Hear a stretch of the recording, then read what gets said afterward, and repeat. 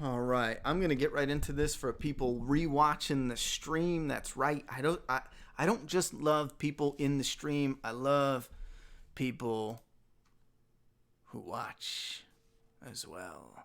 Anyhow, surprise, motherfuckers. Shit, I shouldn't have said that in the beginning of the stream. Oh my god, I'm so stupid. My YouTube rep, who I'm most likely gonna ask to clear this video for monetization, let that one slide. For those who don't know, you're not supposed to use foul language in the beginning of any video on YouTube. They don't define what the beginning is, I don't think, but I assume it's like the first minute. Anyhow, well, it doesn't matter. My videos are getting, I don't know what YouTube is doing. It hates me, but my videos are getting demonetized. But I guess I shouldn't complain because they're pretty quick to, reverse a lot of them. The only one they don't touch is anything that has to do with the MCU or anything that has to do with like female superheroes. I shit you not. Anytime I do a video that has a female superhero, I can't get the video out of the demonetization hell. I don't know what it is. Anyhow, surprise, guys. What are you guys doing tonight? Listen, there's going to be no webcam. I don't even have pants on. I'm actually mailing some copies of my comic, Doomsday Kingdom, represent, right here. And I got this is so freaking awesome. We're at a point where, yes, we're already selling out, but we still have a lot on the site, but we're down to like the last 3 of everything we got. Some things are sold out, but we're putting an order in for more stock. But keep in mind, this is huge. I know it's taken a long time to get on, to get this going because we're so independent. But and it might seem like maybe it wasn't going to happen. Maybe, maybe it was just falling apart, or we're going to always have a small, release. And I'm going to get to main topics here in a second. I got a whole bunch up top. Zombieland 2. AMC says, hells no, we're not letting The Walking Dead end. Hells no, it's making us rich as shit. I got 10 more yachts to buy. What you talking about? AMC is Leonardo DiCaprio in The Wolf of Wall Street, throwing midgets at a dartboard, sniffing coke off a hooker's asshole, and then throwing money in the air off a yacht at the FBI. They're like, bring it, bitches. We ain't never ending The Walking Dead. Are you shitting me? Oh, man. We got 17 shows and games and movies and all other horse shit in the lineup. I still love The Walking Dead, but I'm just saying. Anyhow, what was I saying? Oh, yeah. It's so amazing having something that is literally grown out of the zombie genre. For those new here, I'll make this quick, but a story I wrote a long time ago was mentioned on a stream. It was something I was starting to repolish again, and then it grew from there, and we're now on our 4th issue. We're already setting up a huge Indiegogo crowdfunding event for the very first volume, which is going to be it's going to have some cool ass shit with it, which is amazing because anyone who supports the very first Indiegogo crowdfunding, that is it. Any volume we reproduce after will only have the story and none of those extras.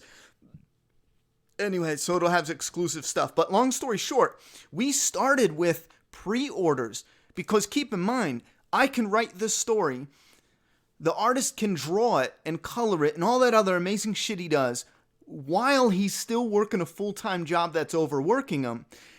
And we had no money. So we had the writer and the drawer, and we had no money. So we opened pre-orders. And you guys, I fucking love yous. You trusted us enough. Sure, was it not, instant releasing them? No, you guys, I know some people probably got annoyed because of how long some of the waits were, but no, you guys stuck in with us there. We still have 10 people. The poor bastards, the U.S. Post Office lost their shit, and we actually had to go order replacements. Their replacements are actually on the way to the UK right now to get re-signed all brand new stuff we bought, to get signed and sent back here so I can ship them out. We only have 10 people left from the remaining pre-orders we had all up until recently. Some of the orders are a little bit old, some of them are new, but long story short, we built up from using pre-orders because we had no money, we had no funds. This is shit you could never even think possible in the history of publishing or self-publishing just 10 years ago, or especially longer. Imagine someone walking out and being like, yeah, guys, can you trust me to yada, yada, yada. In different ways you could do that, but not just the everyman. So we did that, and now we're at a point where we're using everything that we're selling to go into the fund to buy the stock. So right now, we're about to put issue 4 up on the website next week. When we do, everyone's order is going to be shipping within a few days. Now, given it's going to sell out, I already know, because we can only buy enough that I can fill the office with. So let's say we buy a few hundred, they sell out immediately. We're going to put another order in, and then we'll keep stocking the website. But anyhow, I want to shut up on that. There's also, someone mentioned, why don't I talk about original art? I keep forgetting. This is one of a kind. The original art page is from the previous. Just, browse around the website. There's even posters. Someone just put a poster in now, but I'm actually going to be shipping some orders while we talk on this live stream.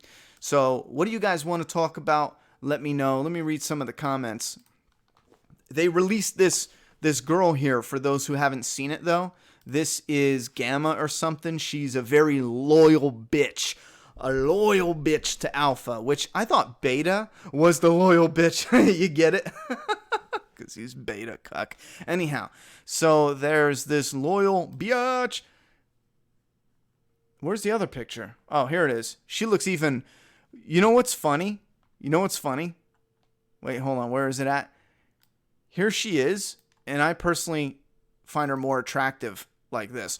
Oh, sick burns. I'm just kidding. I'm just teasing. She ain't ugly. I'm just teasing, because this is funny. Look at her hair. Look at that thinning hair. I just want to lick it. Anyhow, let's get rid of this Thora Birch. I think her name, Birch Tree. So that's Gamma. You guys can read articles about that.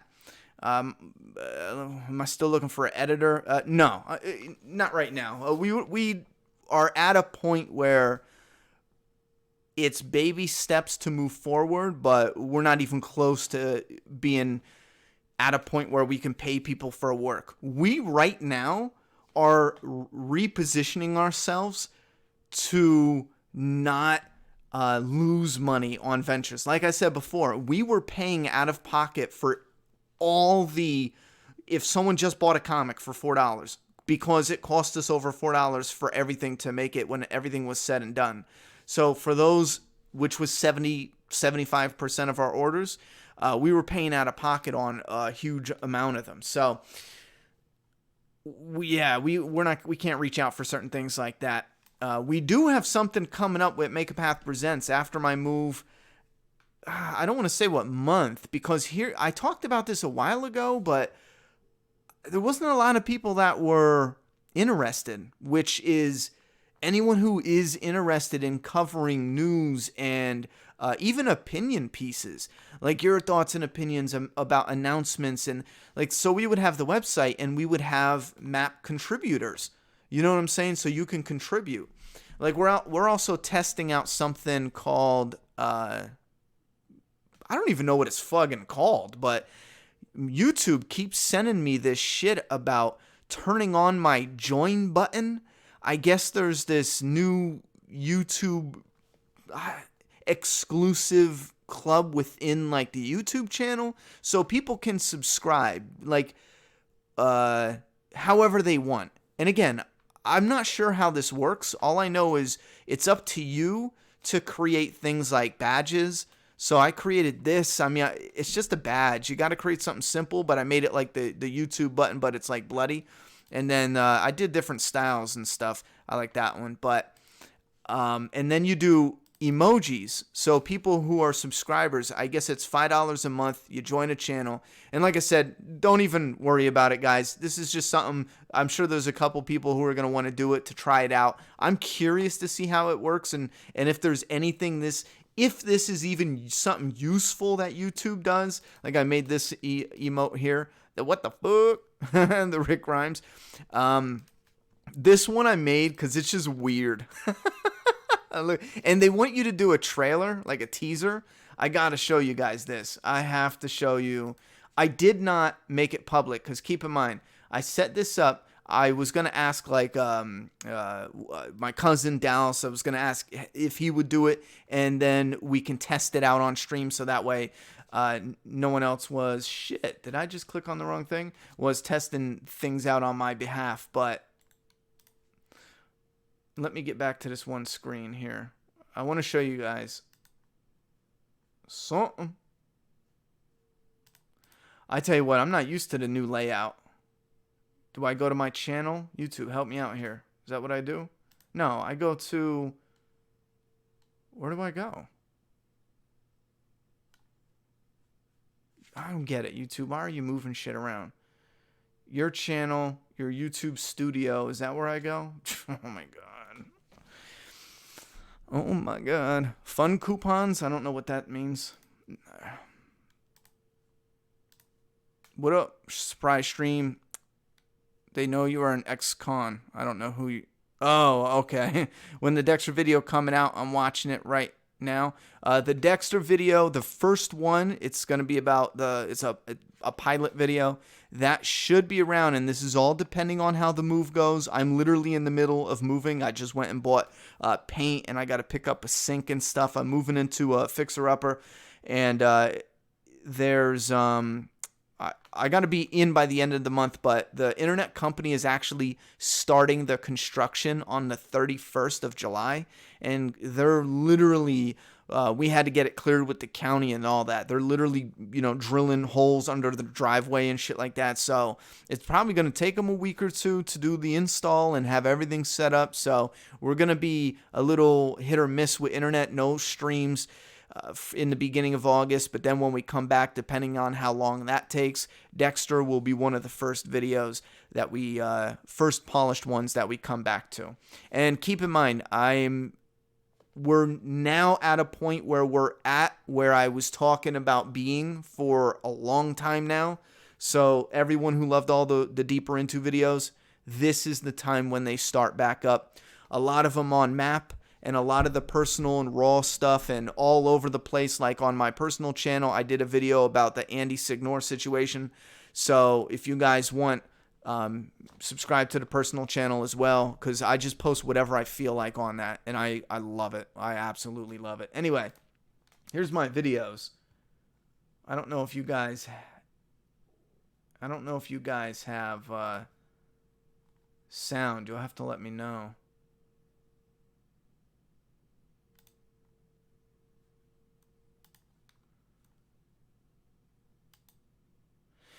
You got to pick a name, and I picked Map Mob. So for the joining YouTube, let me see if there's sound on this. Do you want to come play with me in my club? So I'm setting this up.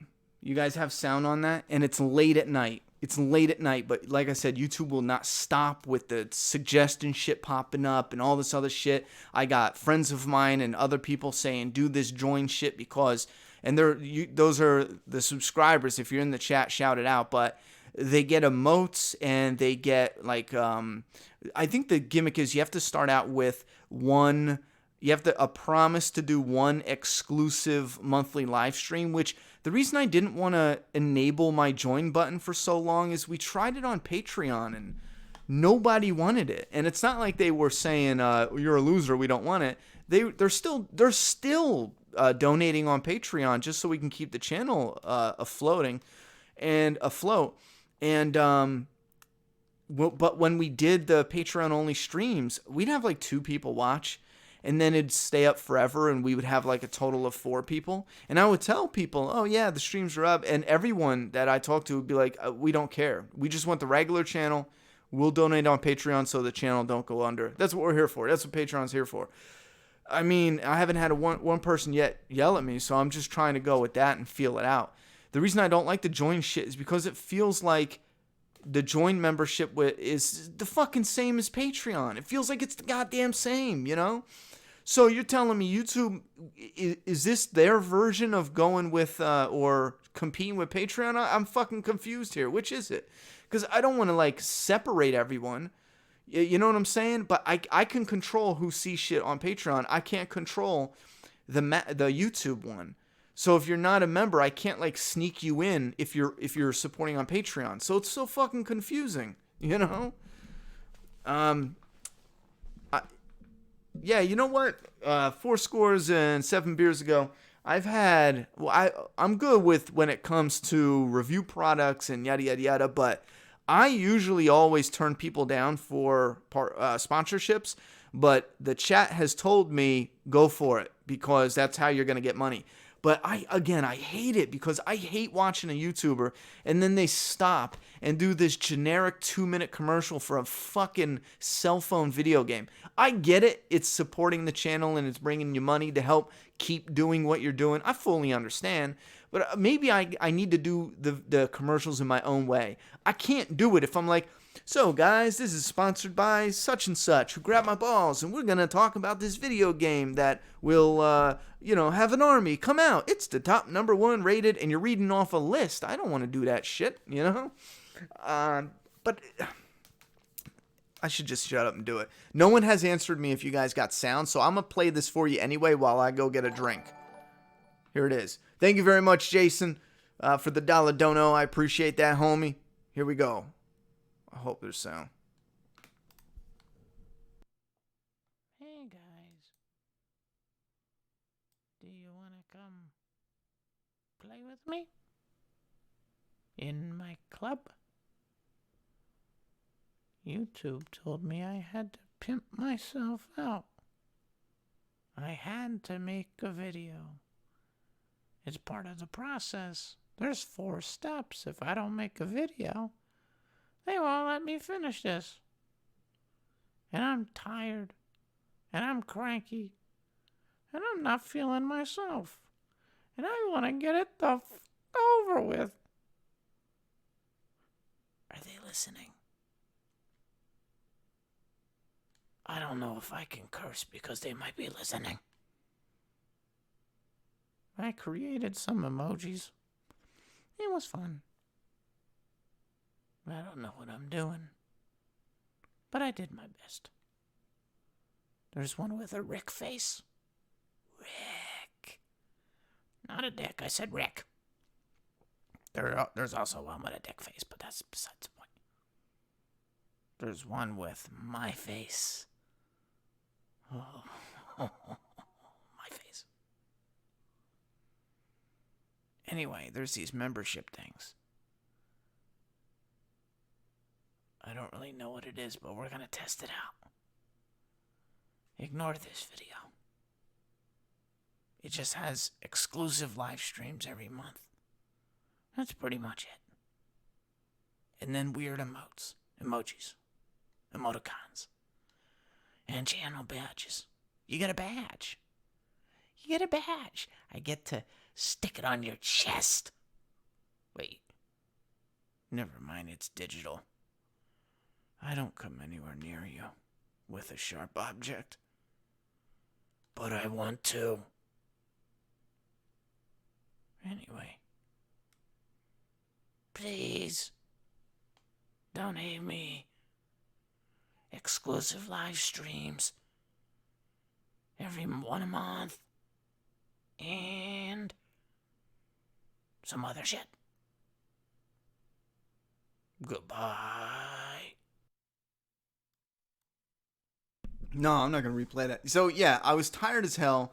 And the way it's set up when you do the shit behind the scenes, it won't let you, like, continue. It won't open the next step and, like, finalize the process until you upload a video and leave it unlisted. So I just did that because, like I said, I was moving all day by myself, 3 floors, and hot. It's hot as hell, you know? So, good night, Meowcat Bissy. Have a good night. So, oh my God. Oh my God. I did make myself laugh, though, at that part where he says, the little baby. We need to give that little baby a name. But he says, I don't get to come anywhere near you or touch you or something. And he says, but I want to. I love that. Anyway, so yeah, there's that option where we have emotes and, what is it? You guys know what I mean. Badges and emotes. I'm going to talk to my cousin because I really want to test it out with him and really get a flow to see, a feel to see if that's even something we should do on the channel. I'm afraid it's just a gimmicky thing YouTube's setting up that you're just going to throw away later, so why bother, you know? Anyhow. So Zombieland 2. Let's go through a couple headlines, and then I'm actually going to chit-chat with you guys while I start taping up some mail. You know, I got to ship out a lot of comic orders. And, so read this article if you want, but I was just interested in the 2 images for the new Whisper. I dig that mask, though. You see that cute little nose? Look at the little tiny tip of her nose pointing out. Anyway, we have Zombieland 2. The trailer was pretty cool. I was going to play it, but I figured we'd get popped anyhow, but maybe we can get away with something.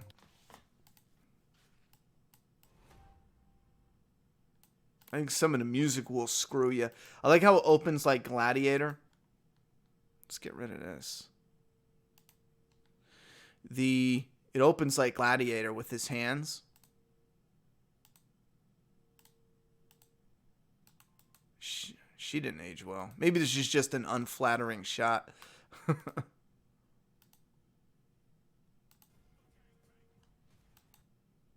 What's everyone's obsession with the White House in the zombie apocalypse now? I mean, maybe it's always been there. Now that I'm thinking about it, everyone's always fucking going to the White House, you know? She's hot. The one on the left. That looks badass, though. I dig that.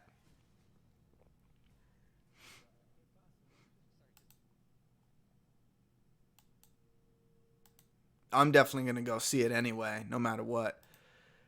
Some vibes from the first one, definitely. This was a bit funny. Hey, Paul Blart, is this your dad? Paul Blart. Whoopsie, I forgot the seatbelt rule. Oh, so she knows the rules? I told her just a few of them. 73, are there more? You're cute. I like it. Who's that, Emma Stone? I get a kick out of her. Not really sure if I care about this part of the story. But we knew this was coming. I mean, a long time ago they released some leaked script or idea that they would be chasing down her sister. My apologies, little Elvis. Is it me, or does he kind of remind you of... I don't like you. At all. I think you double parked. Or more perpendicular parked. Hope we don't get a ticket. What is going on here? I'm curious what they do with that as far as having the double, the clones. You're more excited about this than Season 10? I sent a couple folks over, and they bought physical copies. I appreciate that, 4 scores. I appreciate that. Thank you very much. Did John tell you we're going to be ramping up promos in August? All depends on when they're done with the construction for my internet. So we'll get a discussion. Might just be me at first. I'm not really sure. We have the artist working overtime to do issue 4 and 5 almost back to back, which is something we've been wanting to do for a while now. And with it being the end of the first story arc, and this is why, like, for me, I'm like, oh, because story wise, not frustrated or mad. I'm like so excited because story wise, it's written thinking it would be released every single month. So you get the first 4 issues, which is the chaos portion. And it's not, it's not feeding you a lot of details, and it's and again, it's specifically for that because you'd only read it within a few months, and then you'd get to issue 5, which is important setup for the second volume, which is 6 to 10, because there's 5 issues each volume. So in Doomsday Kingdom, the first year, if we released every single month, the first year, which it's already been over a year since we started releasing the issues or announcing we were working on it and all that. Anyway, the first year would be a solid look at what you're getting into when you're reading the story. So I'm dying because we've talked about a lot of things where people were like, oh, isn't that a spoiler? And it's kind of like, no, because, the real... even the tagline and shit like that has been kind of left out. It's just, well, what is it about? It's a zombie story. If you like zombies, read it. If you don't, I don't know what to tell you, because we're keeping shit hidden specifically until we get to Volume 2. Volume 2 is the big thing where it's like, oh shit, okay, this is a bit different. Anyway, Baby Thump Thump, yeah. Did I hint a little whisper of crush? I think I might have. They said they will reveal something new every week. Yeah, it's just going to be a picture here, a picture there. I don't think it's going to be anything really deep.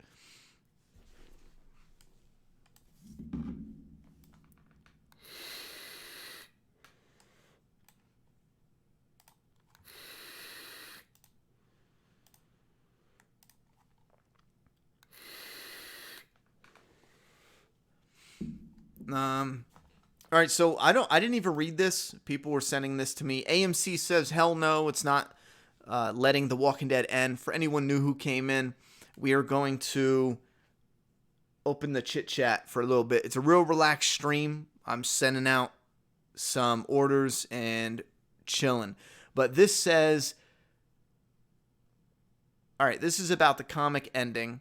AMC reportedly chuckled to itself, rolled its eyes, and politely suggested that everyone asking was out of their goddamn minds. Why does it say reportedly? They don't have proof. I'm not saying the show will go 20 seasons, but I'm not saying it won't. President of Network Programming, Dave Madden, told journalists when asked about possibilities. That's funny, because didn't they say, maybe they said 20 years, noting that the show has long since moved away from its source material, and also what the hell is wrong with you people, because this thing still makes so much friggin' money. That's the writer. Once Game of Thrones is technically off the air, Madden added, it's the number 2 show on TV. You don't sneeze at it being number 2 out of 3 billion shows that are on TV. Are there 3 billion shows on TV? Indeed. Show's no longer unstoppable ratings, juggernaut, yada yada. The episode that followed his departure dropped 1% for... Okay, so this just goes into whatever it is. We know they're not going to shut it down, because even if the main series crumbles, we already know that it looks like they're setting up to have the other series take on the mantle of the Walking Dead franchise. Right now, it is... the main show is in the center. It's in the heart of the Walking Dead franchise. However, once it maybe ends or merges or completes or whatever it does, this is where I think AMC would be better for it if it ended while the Rick movies were still a go. Keep in mind, if you have no Rick movies and you end the main show, it feels like you just ripped the heart out of the franchise. Am I right? It does. It feels like, because it all revolves around the main one. People watch, Fear the Walking Dead, a small portion enjoy it more than even The Walking Dead, but everything revolves around the main show. And that's by stats and all that. But if they splinter Rick off, they have his movies going, and the first one gets people hyped out of their minds. It's really, really good. And then the show, when the second movie comes out, the show concludes. And this is where I think it is good strategically, because it won't feel like the heart is completely ripped out, because you'll have the Rick movies, maybe you'll have some of the Negan stuff, which I can't believe people are still thinking like, oh, they would never do that. Hey, they might not. And I'm not talking about backstory. Everyone keeps saying no. I mean, it's cool that we'd see a backstory. I even thought it before. But at this point, there's no point in backstory because Negan keeps talking about everything. What are we going to do? Watch a movie of Negan and we see all his back? No, it makes sense if Negan redeems himself partially in the Whisperer storyline and leaves just like the comic, but then we follow him on his own journey after. You can follow Negan, Jeffrey Dean Morgan, for his own movies, his own movie of what he does afterwards. You can even have other characters cameo in it, make appearances in it. Same thing with the Rick movies. Like I said before, to circle around and I'll be done with it, you take out the main show at Crumbles and Falls, you still have the Rick movies, and it still feels, because it's Rick, like there's a big part of that Walking Dead heart still in the franchise, while you're building up the other ones, whether Fear Will Be Dead or not, and the third one coming up, which I know a lot of people are talking about kids in the program, which is something that AMC needs to do, because the children will be, and I don't want to watch kids anyway, because usually kids are shitty actors for the most part, but children are the legacy characters for what's ahead. Judith and Herschel and RJ and all the kids from the characters we know, any one of them, all of them, any of them, some of them, can be brought into a time skip with competent adult actors taking over, and it has a connection that fans will still watch. Anyway, Fear the Walking Dead might be hitting at the return of Kim Dickens, Madison Clark. This site is usually full of shit. What does this say here? Well, not full of shit, but they usually clickbait like sons of bitches. If you're reading this, it means you're still here. I guess they're a ladder with a tree. I'm not really sure. I don't really care. Symbolism would appear to represent Madison's fate. She seemed to perish. Okay, so I don't care what they're doing here. I think the fan base has made it abundantly clear that there's a big portion that want Kim Dickens to return. I would not be shocked if she did. However, I still strongly believe that they traded the lead position to Lenny James.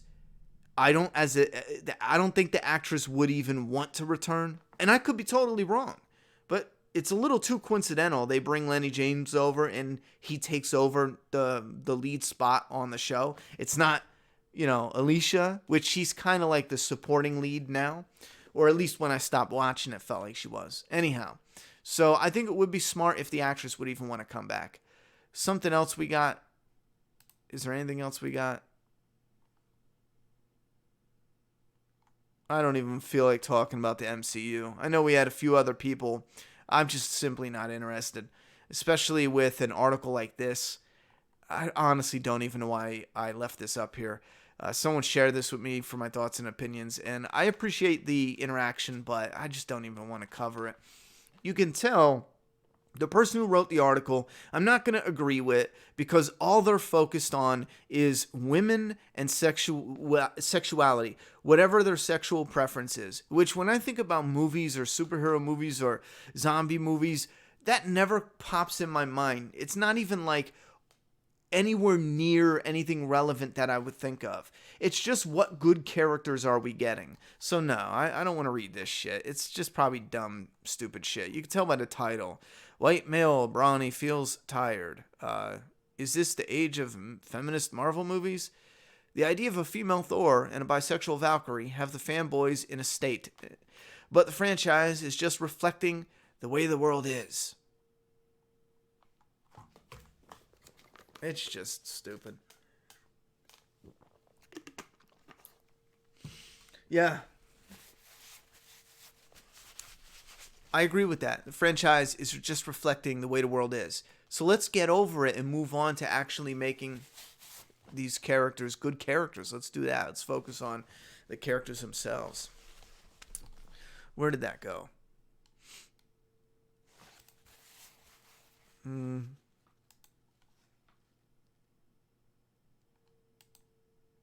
No. What am I doing?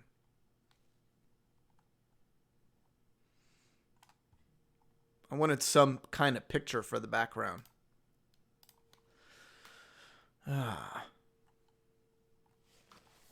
Oh, I think these comments are all late. Thank you very much for the dollar dono. I appreciate that. Why would Negan leave? They already did the Exile storyline with Dwight. Well, because it's in the it's just in the comic, and if we're talking strictly about branching off the franchise,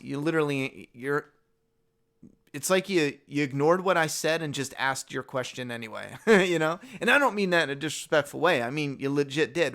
We're literally talking about how can we take characters out of the show and give them their own thing in order to finish off the main one, but still have other, characters from the main actively telling a story. And that's why he would leave. Story-wise, I mean, what's the point of a redemption arc for Negan anyway? I'm a huge Negan fan, so don't fuck with me when it comes to Negan. I got the fucking huge ass Negan statue. I got all the Negan stuff. I had a Negan shrine in the background. You guys sent me some glorious Negan artwork and some other amazing things that, I mean, they're like my prized possessions. Negan should have had that slight redemption, but still kept a more sinister and villain. And in the comic, I mean, he pretty much did. The show, I'm worried they're going to go too over the line with it and just have him a good guy. Anyway, just started collecting the comics. Holy dog shit, it is expensive. Are we talking about Walking Dead or Doomsday Kingdom?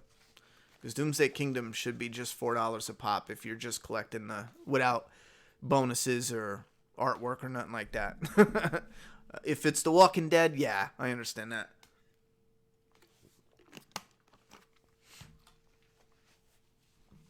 But there will still be zombies around, or be a destroyed world. Be the time, Judith. Adults, what's the point? Just make a soap opera. Listen, here's the Kang Aradero. You're overthinking it.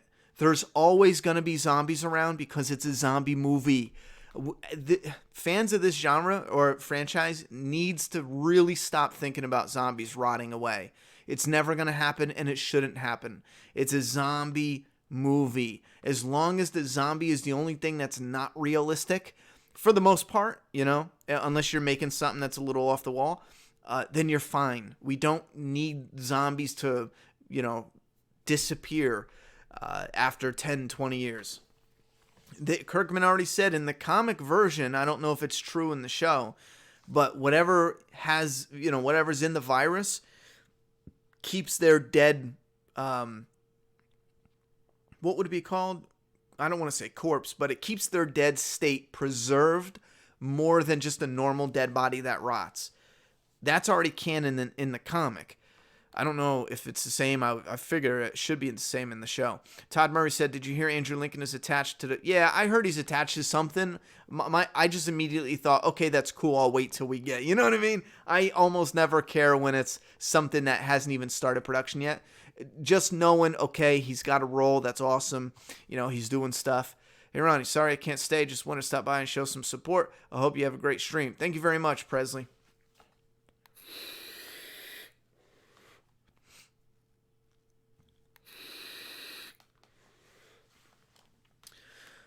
I'm not sure. I mean, Angela Kang just started in season 2. Maybe she would have been a little better. Maybe she would have been worse.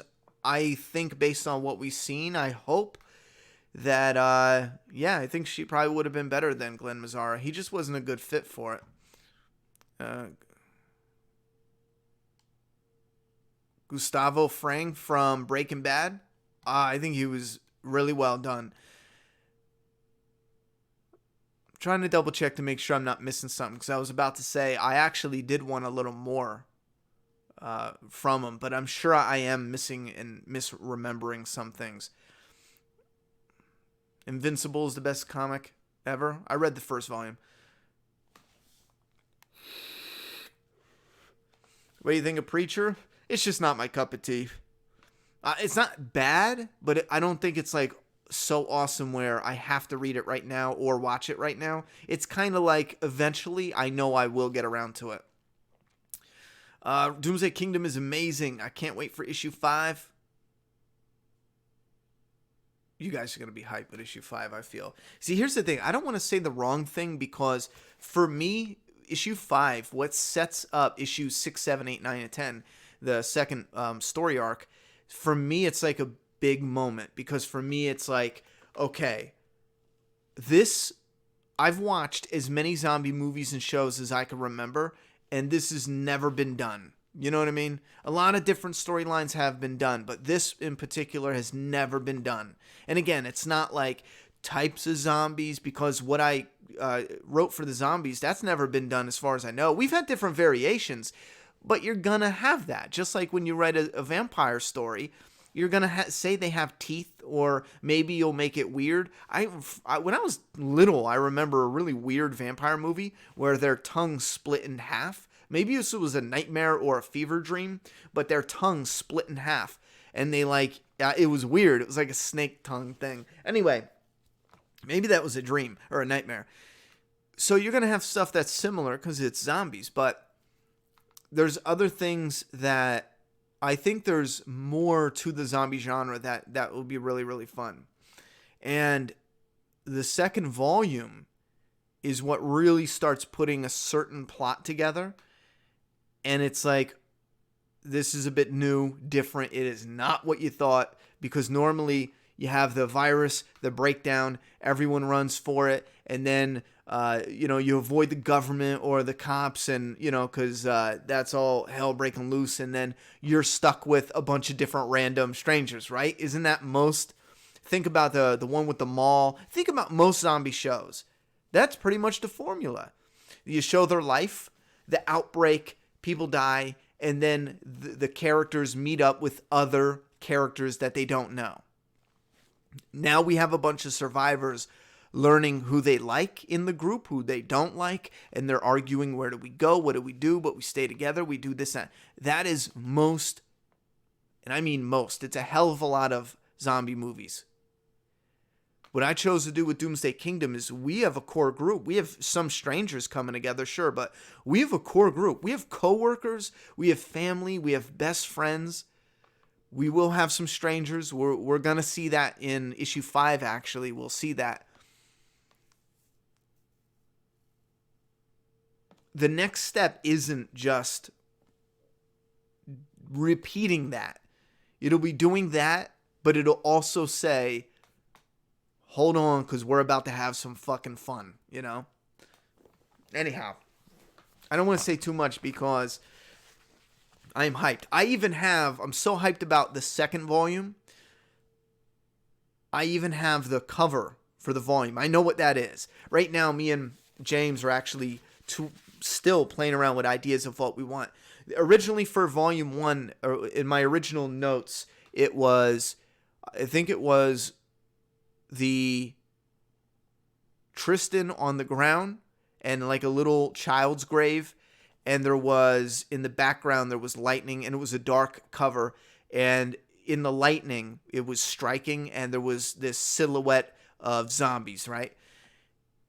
It was something similar to that. I really have to look. However, it was all about the atmosphere. It was one of those things visually where you're like, oh my God, this is going to be so hard to tell someone else to draw, because it's all about capturing those visuals from that lightning effect and the whole, you know what I mean? It's one of those things where I may never get someone to draw it the way I'm thinking of it, but that's why, we're going to bounce some ideas around. He says he has some ideas. I've loved a lot of his ideas. Like, I think the signature series for issue 4 and 5, actually issue 3 signature series right here, that was all his idea. And what's hilarious is how this connects in the story, because the artist doesn't even know this part in the story, so that way he's not spoiled. He likes to get the issues in chunks, so he's not spoiled down the line. And it's funny how it foreshadows something that is one of my long-running payoffs. Like, I set something up early, and it's like it's like the Hodor moment, where it's like a really long-running payoff. Ronnie, what do you think of Preacher? Oh, I already mentioned that. Doomsday Kingdom. Oh, wait a minute. Show will ruin Negan this season. Look how much they promise him and how desperate they are in making him a good guy. Can you buy your Doomsday Kingdom comics from the UK? Yeah, you can buy them from the UK. Here's the thing with the UK shipping. We're trying UK shipping with other international shipping, like different places. We will try and get as many as we can, because what we're going to do for the UK shipping, we're going to be... Actually, you know what? That doesn't matter anymore. We are connecting with a new printer that will ship directly to me plus the artist. So pretty soon we will not have that problem, and we will be shipping from the UK on a regular basis.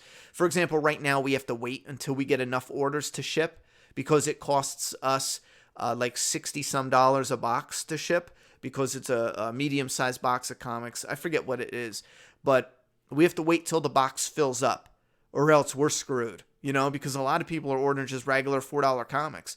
You know, we can't pay $64 to send like 10 orders of $4 comics. I mean, first off, we're not making any money on it, and then we just, you know what I mean? So,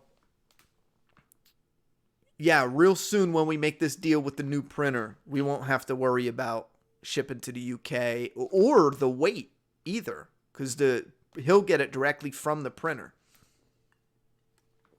How do you think we will cope with Undead in Scotland, bearing in mind we have no guns? I think that'd be really interesting. I'm shocked we don't have more stuff from Scotland like that, or at least something, you know? Have you seen 30 Days of Night? Yes. It's the greatest and scariest vampire movie of all time. Vampire genre needs to be revived. I wouldn't mind some more vampire stuff. To be honest, I think we are due for a burst of vampire material right now.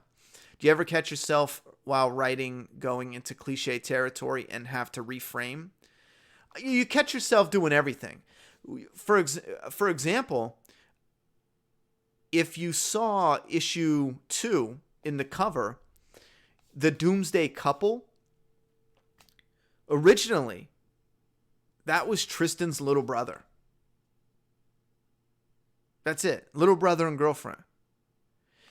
And I'm putting a story together, and you might notice that if you read the current issue, there's no mention of a little brother.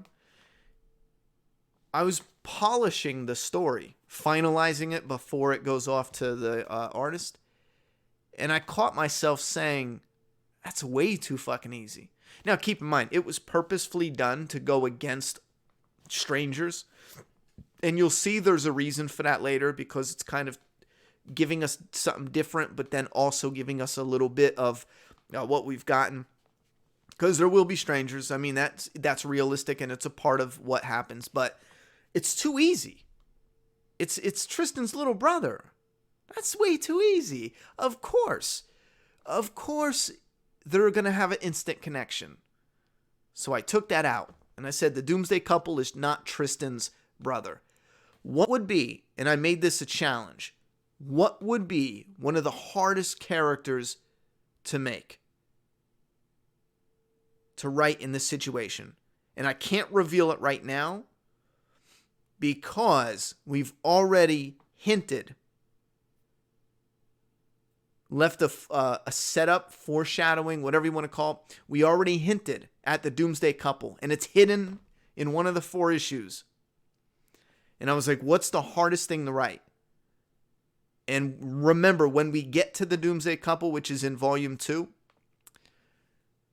remember what I said, because at first it was going to be Tristan's brother. Now, you know, it's going to be maybe someone Tristan doesn't even like. You know what I mean? That was fun. As a writer, that is when I go, oh my God. Like, I got the, you know, I want to shut the stream off right now and write it. You know what I mean? Like, polish it. Or I want to write or do more. I think that's one thing that I get a kick out of as when I'm writing anything, is it's kind of like a drug when those puzzle pieces fit into place. And you're just like, oh my God, you know? Because That's one I can't go into because I want that to be a legitimate, oh, no way. You know what I mean? Anyhow, do you think pregnant Ellie in The Last of Us 2 could be a good idea since it's scarier and harder to survive in the Ellie's gay, so no, I don't want a pregnant Ellie. She's gay. Have you seen The Strand? No, I started it, but it just wasn't my cup.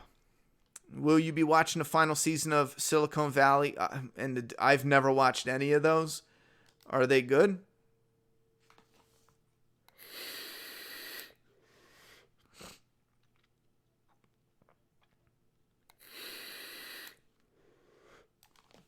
Yeah, if anyone is in the UK by the time we do Volume 1, we will likely have either the artist shipping, but if we get big enough with a crowdfunding campaign for the volume, we'll likely be, what's that thing where we'll have people distribute it. It's like, it's a whole setup where, because you're ordering enough weight and volume and yada, yada, yada.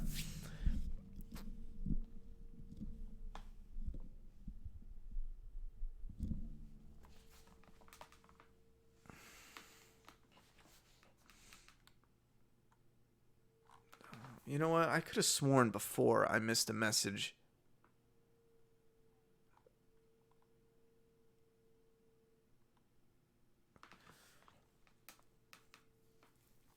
Hey, Ronnie, just want to let you know, I got a part as an extra at Walker in Season 10. I live in Georgia, so the drive was about 2 hours away, but it was worth it. Awesome, man. Enjoy that. Totally. I am actually... or I should say I was really tempted to take a ride out to Wilmington to answer a casting call because they're going to be filming Halloween. I don't know if they're filming both Halloweens, but they're going to be filming the sequel to Halloween, which is Halloween 2 again. What do you think about whether you thought the story was over? Okay. I think I answered that one like twice. I could have sworn I saw a message about a thumbnail, and I was like, wait, everyone forget about Neck Deep? They better not, because we have Neck Deep coming out. I could have sworn I saw someone asking about a thumbnail. Someone made a thumbnail for me. I wanted to try to read that one. I read it, and then we scrolled down, and now I lost it. Hey, Ronnie, I'm curious. Do you outline your comic? I thought all writers outlined, but apparently not. No, all writers don't outline. I've heard people say that they don't outline and yada, yada, yada. I do. I do, absolutely. It's a little tricky, though. I've heard of other writers describe outlining, and I don't do that. I don't do that at all. I mean, they do some old crazy shit. This is how I outline. Like, for example, the feeding post. It is... opens up, somebody's captured, it's like the writer is captured, and this is just one quick page. It's captured, almost nothing is revealed except one person was watching the other, and then from that point on, my outline is literally writer brings prisoner to an abandoned house because the house is something that we see later on that's important. Then the writer takes the prisoner to the post, puts him on the post, there's words exchanged, and then the writer goes back, waits, then a trap hits, he smells the dead, then a trap hits, and then next thing you know, this writer, he just simply walked out to this open field. It's an area he knows, he's been here before, and he puts the prisoner on the feeding post, and he just waits calmly. They're the only two people around, and all of a sudden, people run out of the woods. There's fucking creepers walking out or coming out of a house. Someone tied a rope to a doorknob. Like, what the fuck did I just step into? And then there's these guys in old ripped up SWAT gear with camouflage, a weird, collab of different SWAT plus Army. And then they're fighting the other guys, and the rider gets shot with an arrow, and then he gets knocked out. That would be it. It would be like Bing Bong Boom. But I've seen people who do this like really weird, in-depth, like real crazy outline. I don't outline it like that. I essentially outline it for just pacing and flow and to put down, like just to have it down. And then I do an outline for pacing in the actual comic.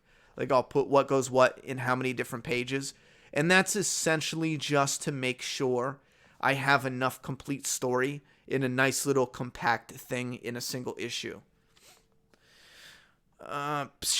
Wait, Ethy says, psh, Ellie can carry someone else's baby, man. No. Plus, that's a new character to play as down the line. No, it's Ethy. No, it's just simply no.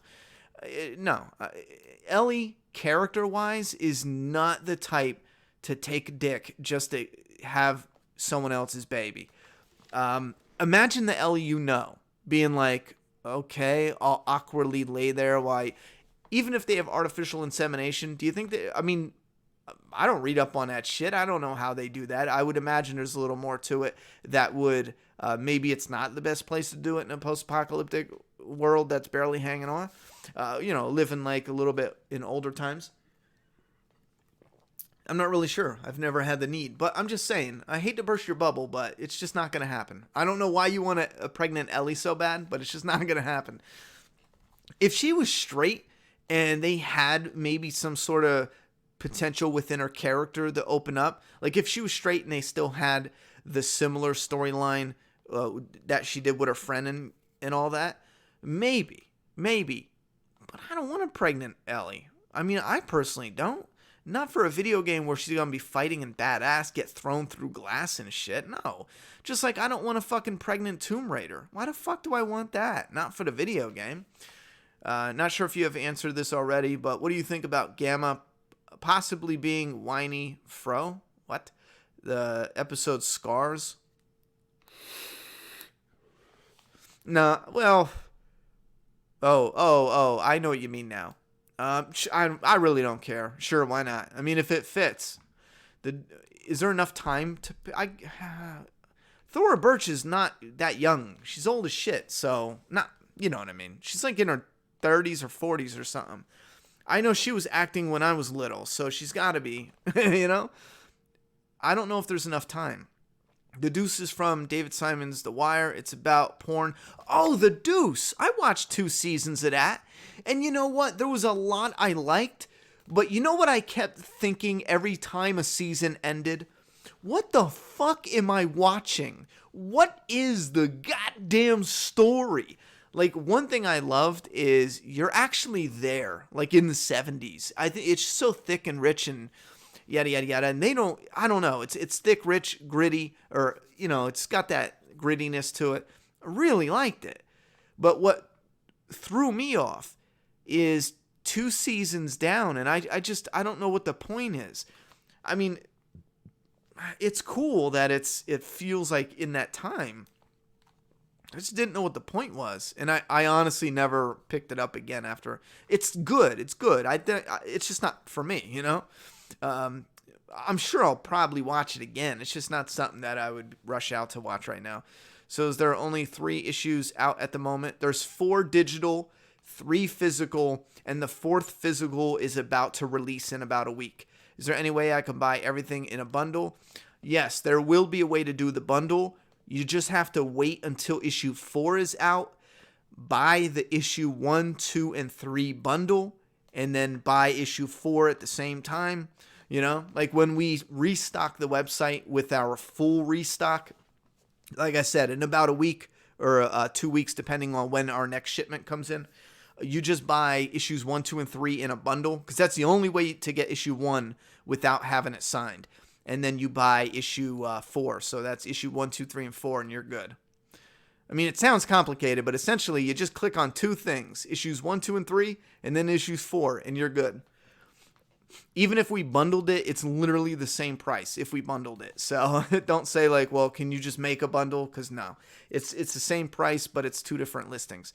Are there any stories you had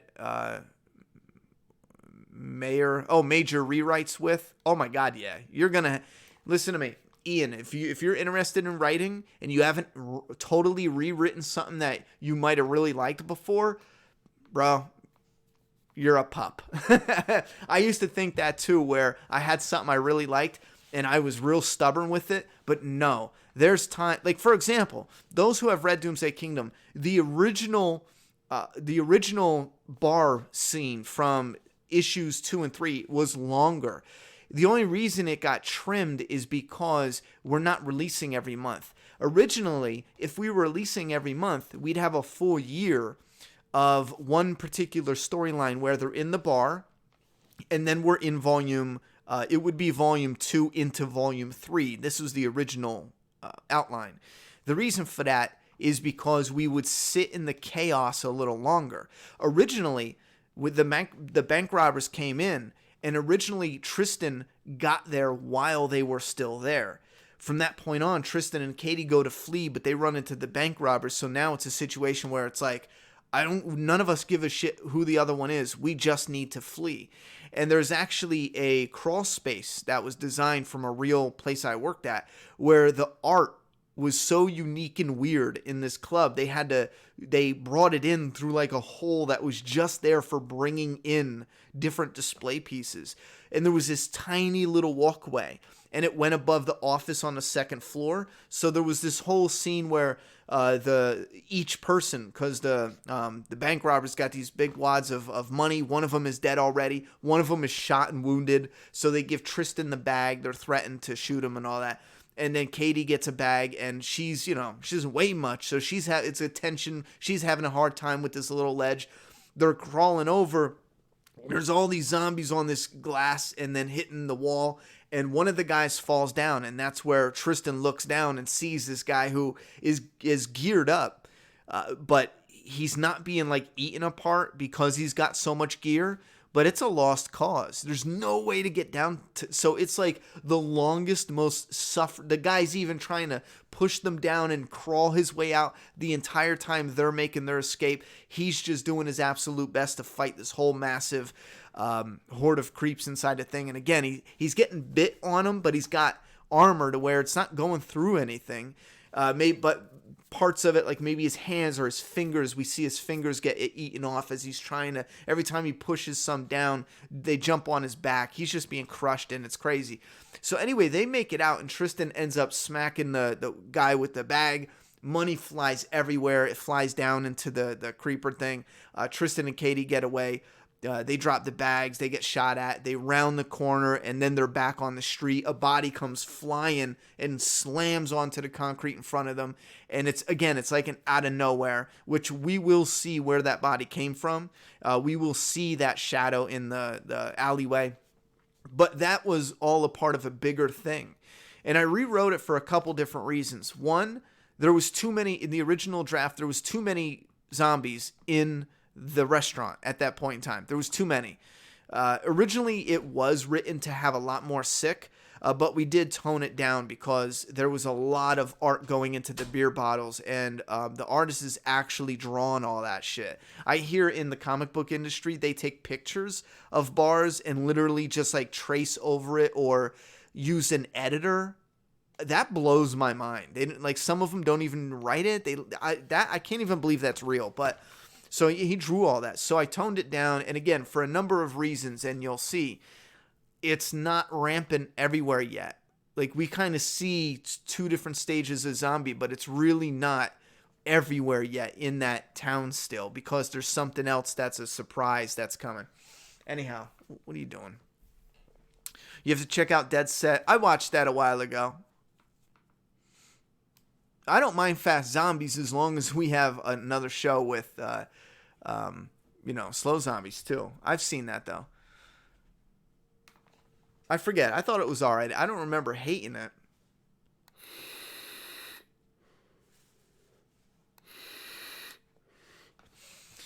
Press sim to start says, yo, Ronnie, I want to start writing a zombie comic. And I want to know if thinking long-term after creating a main character a good thing. I have no idea. Please write your question again. With all due respect, I have no clue what you're trying to say. Yo, Ronnie, I want to start writing a zombie comic, and I want to know if thinking long-term after creating a main character a good thing. Yeah, I'm not sure what you're trying to say there or ask. You don't like Alpha 7797. Are you excited for the new season of Westworld? Not really. I'm a bit of a bummer currently right now. I liked Westworld season 1, although I thought it was a bit overrated. I got really into it, but I think it was a few episodes in, I knew immediately there was one big twist, and I knew it immediately. I was like, wait a minute, they're playing with time. This person is actually that person. That is... No. No. And then here, yeah, it was. That's all it was. But I did enjoy a lot of it. I started season 2, and I couldn't get into it. But it's one of those shows where I feel like I might go back to. Now that the comics are done, you change your view on the Commonwealth arc, I think it's decent enough. I think it's shit. I don't like it. For my tastes. I don't think it's shit like it's terrible and everyone should think it's terrible. For my taste, I just don't like the Commonwealth arc. I just don't like it.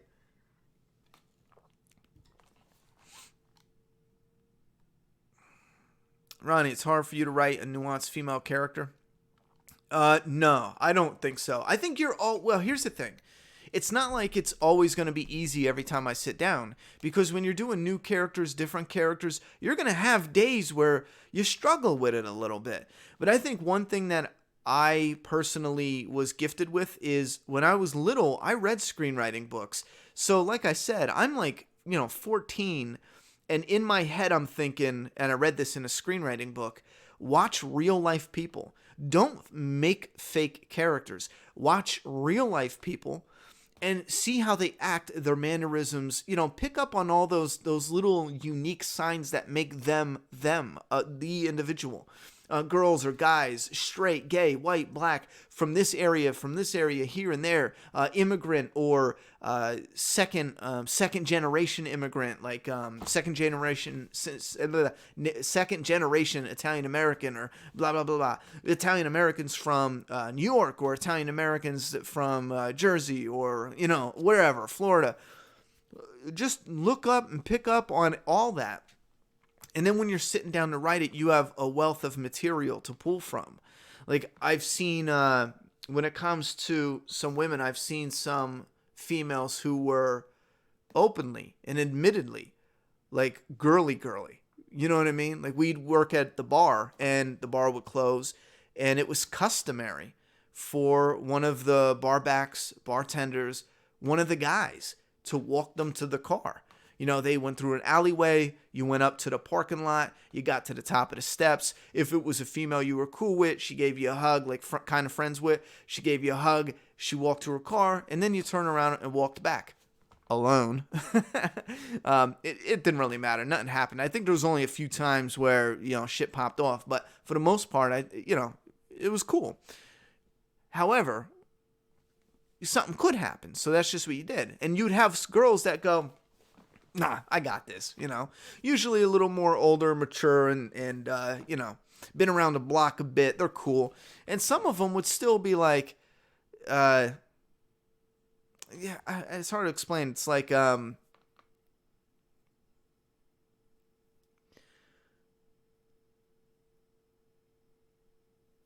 what's the best way to explain that? Oh, wait. Let me back up. I'm going off track. The girly girl ones. You would have some of those girly girls that are like, and again, it's so weird because you'd have some that are, you would swear they're from Hollywood. This was nowhere near Hollywood or LA, but they were your typical cliche girly girl, as if you think it's a troll because people don't act like that, Everything's all about like, or their cell phone, or their daddy pays for their, car insurance or car, and they got, they got this shit going on. Their job is just for play money, and they're so oblivious to the real world around them. You know what I'm saying? Anyway, but then you get some that are a touch different, where they're not a fighter, but they're cool. They'll tell a vulgar joke. You know what I mean? Katie is actually, the fuck? is the word I'm looking for. Katie is actually a combination of a few different women I knew, like a friend of mine and then a coworker. Again, you don't just steal someone's essence and then write about it. I like to take from just, I don't even know what to call it, just pieces of the individual. And Katie is a part of that because this is a person that is admittedly, well, I'm not a fighter. I'm a girl. What? You know? Yes, please welcome me to my car. But she was cool. Funny, vulgar jokes, could kick it and hang with the boys. But again, kick it and hang with the boys, but not a tomboy. Didn't work on cars. Didn't want to fight. Wasn't tough. Wasn't argumentative. Wasn't confrontational. So there's subtlety difference where you have someone who's a tomboy, maybe punches the guys in the arm. Katie, or girls like her, won't. And that's the subtlety. You got to look for that in people. And again, I think that if I can just keep it at one example, it would be similar to that, where you have someone that could kick it with the boys. That's a phrase, you know what I mean? But two totally different ways. One vulgar, funny, kind of nerdy, maybe cool but still cute. And then you got another one that's more tomboy, do the brakes on a car or punch the guys, wearing jeans, t-shirt, go to the baseball games. You know what I mean? Kick it. Subtle differences like that. Girls are not, a lot of them are not what you would see on TV that's usually done in a negative light or more negative light. Are you excited for the new season? Okay, we already did that. Now that the comics are done, I already did that. Ronnie, have you guys distributed to any comic shops? I was talking to my comic shop owner about you guys. Also, how many issues do you plan to release? We're going to release as many as we can. You know what I'm saying? The story is longer than 100 issues. So we're going to keep going. We don't have a plan to bow out anytime soon. As far as comic shops, we can't do that right now because we can't afford however we get the comic to them. Like, we're already paying cover price to have the issues made. If we ship them straight to the comic shop, we're paying to have them shipped to us, and then we're shipping them to the comic shop, so we're losing out on a lot. You know what I mean? We're just nowhere near that yet. We need to build this up. Maybe if we get a little more support with the big crowdfunding for the first volume. I'm a bit impatient because I really feel that volume 2 should show enough people that, okay, this is what we're getting into. It doesn't reveal the whole story, but it reveals how, as you're going, you're definitely going to get some new and unique and different types of story in a zombie apocalypse. Do I like South Park? I don't hate it. I don't sit down and watch it, though.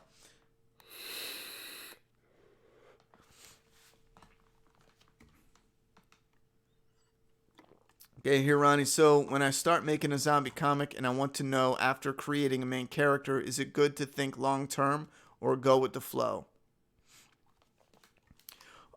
Well, I mean, you have to do both. It all depends, though.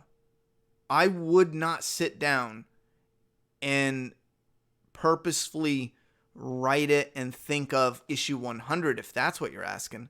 I mean, I got lucky because I'm taking something that I wrote as a novel that was going to be it was going to be a saga of 5 novels. Like the Harry Potter novel version, like a zombie Harry Potter. It has nothing to do with Harry Potter. I'm just saying Harry Potter, Lord of the Rings, Game of Thrones. It was going to be like the zombie equivalent of that, you know? Not saying it would be that good, but I'm saying that size and that world building. And so I'm pulling material that was going to go in a lot of volumes, a lot of novels. There's a lot of material. When you're sitting down and you make your main character, focus on the story there and now. Do not get bogged down, especially if you're starting fresh. Don't get bogged down. Start with the here and now and what you're doing with the story in the moment. Were there any major rewrites in Doomsday Kingdom? Oh, hell yeah. I just literally went over one. There's a ton of rewrites. The whole writing is rewriting. I think that's even a quote in every script book, but it is. It absolutely is. You have your original write, and then you rewrite it until you hand the script in. You're never really done. If I sat down right now, I guarantee you issue 1 would be a little bit different. There'd be some tweaks. I know one tweak right now. I would add 2 pages right off the rip. I might even tweak some other shit. You wouldn't have major story beats tweaked. It would be little things, like there's a scene missing where we see the prisoner again, and that is saved for the next time we get to the feeding post, or that moment at the feeding post. Did I say that right? The prisoner. And I changed my mind. I want that scene in issue 1. I don't want it out. It was removed because there's not enough pages, essentially. Are the issues 1 to 2 bundles? No, issue 1, 2, and 3 bundle, I believe that's the hottest seller. I'll be honest. That is a total shock from me. And it sold out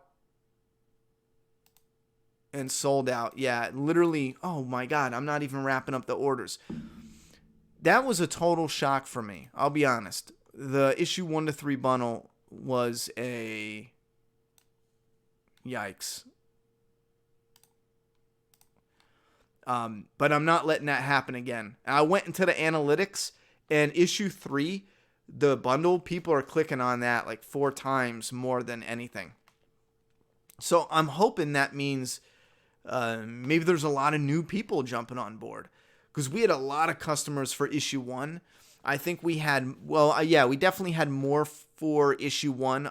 A lot of that is hard to analyze because so many people bought doubles and we had a number of people that bought more than 10. You know what I mean?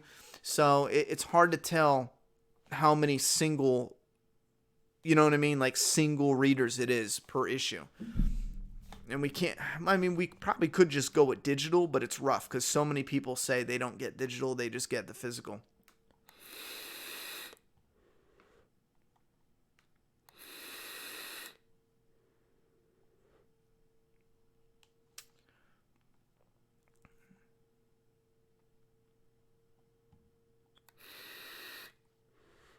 Did I watch The Terror?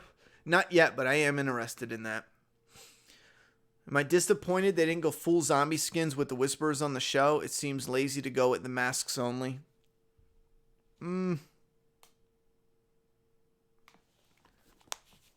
really. I'll be honest. Not really. If your comic ever hits the small screen as a TV show, you gotta let MAP members get first crack in being casted as zombies. I mean, I wish. Let's just say in a fantasy world, there's no way I would be able to pull those strings because I wouldn't be in charge of anything. Unfortunately, the way it goes is you sell the rights. So it's up to whoever buys the rights. Let's say it's Netflix, for example. I can't tell them what to do after that. They own it. Once I sell the rights, I could still make the comic and do everything with the comic characters. But for a show adaptation or a movie adaptation, they own the rights to that. So I could ask them. I could say, yo, it would be a great way to drum up promo, And I mean, if it was up to me, I would do some shit like that. At least try to talk them into it.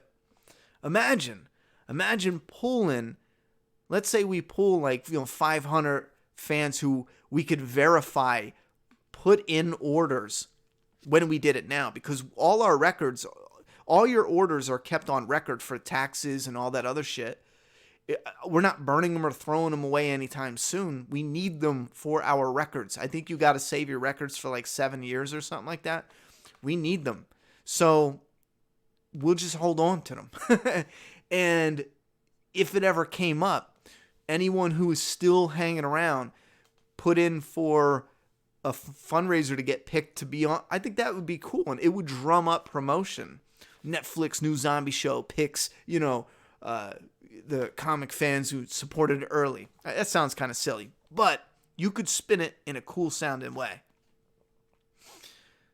It'd be 10 years from now, though, so where's the crowdfunding? I just saw the cover for issue 5, Holy Dick Slice. Is that a clown? Yes, that is a clown. That is a clown for show. That is what I call the Doomsday Clown. And the crowdfunding for issue 5 is actually not for issue 5. It's for volume 1, which contains issue 5. It actually contains issues 1, 2, 3, 4, and 5, plus bonuses. The crowdfunding version, now, I don't know if it's definite because we haven't even gone over printers, or we didn't get estimates for page number and all that, but I would like to do really neat rewards. Like, obviously, Virgin artwork covers for each issue, something like that, like an idea. There would be behind the scenes, added images, added prints, added artwork, and you would get, compared to what people get when the crowdfunding is over, once we put volume 1 into print itself, it's only the story, nothing else, no extras. Only the crowdfunding gets all the extras. Once it hits the store, it's going to be just the story. And that's not even to rub it in people's faces. That is literally just saying, once we go into stores, we won't be able to afford the bonuses. It'll be strictly printing the story, and that's it.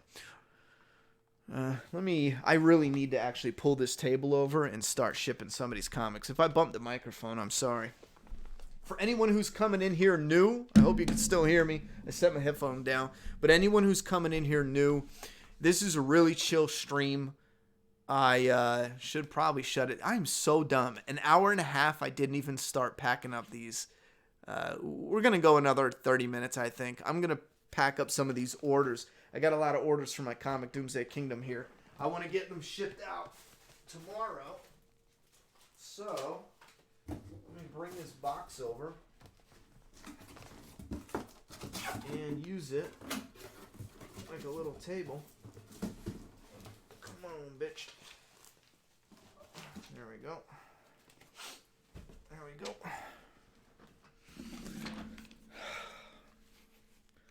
Okay. Now if I could just find my tape. You shitting me?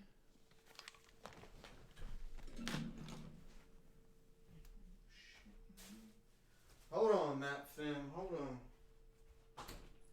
Juliet, did you take my tape?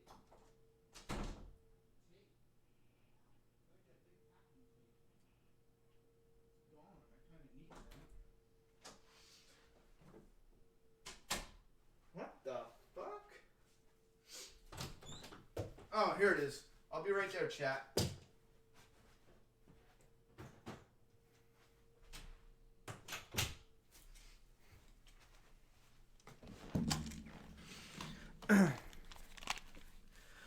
All right. Let's see. This is so wild, man. That is so wild, though. I can't wait. Now that we're rocking and rolling, we're away from pre-orders and we have everything on hand. Like, someone put an order in today. You know how good this feels? Someone put an order in today. For those of you who were here for the pre-orders, and how aggravating it is to have to wait. And it's that way for us as well, but even more so for people who are waiting for something they put an order in. Imagine someone put an order in today and we're shipping it because it's in stock. We have any new orders that just got in, they're going to be done tomorrow. I'm working on orders that came in late last night and early this morning. But how crazy is that? If we keep this up with constant stock, it'll just be whatever orders we can manage per day.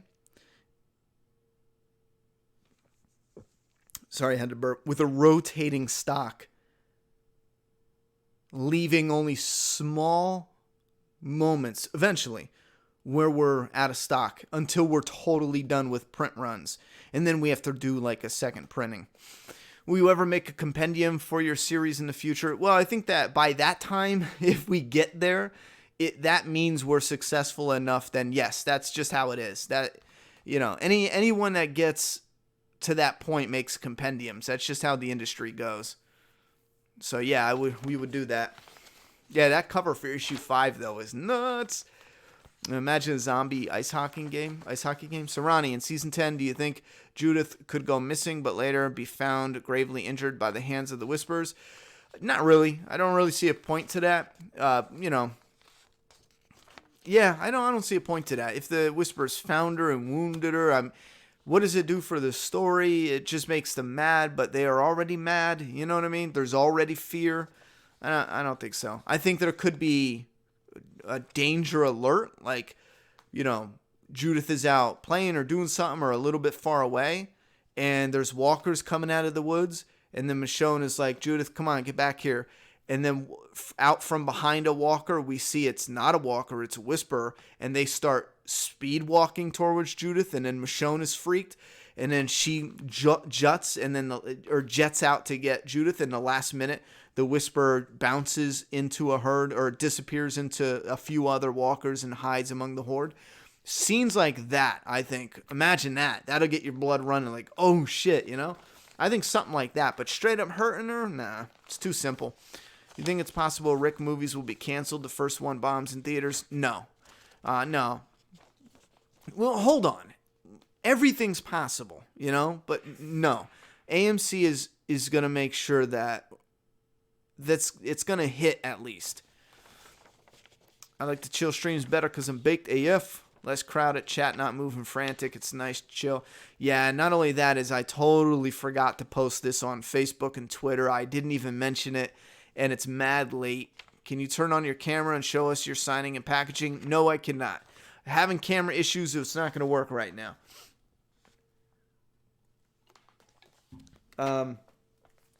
Not only that, I'm actually dealing with addresses. I was going to do a video originally, and it just gets in the way because you have the invoice with the name and address of the person who bought it. All their information, like phone number that they don't want leaked. It doesn't have anything like credit card or nothing because we actually use a third-party company that keeps all our customers' credit cards and whatever payment option they used. It keeps it safe. We don't deal with any of that. We do a third-party company. We actually pay for that. And again, it keeps it safe. But that's standard. It's not like we're good guys. That's standard. I'm still a good guy. Take a Walk says, I ordered the day and night variant a few days ago. Can't wait to receive them. I am in love with the covers. Did you get a shipping notice yet? I pulled a few day-night variants. Literally yesterday I pulled some. Do you think it's possible to can you turn on, please... Wait, play State of Decay.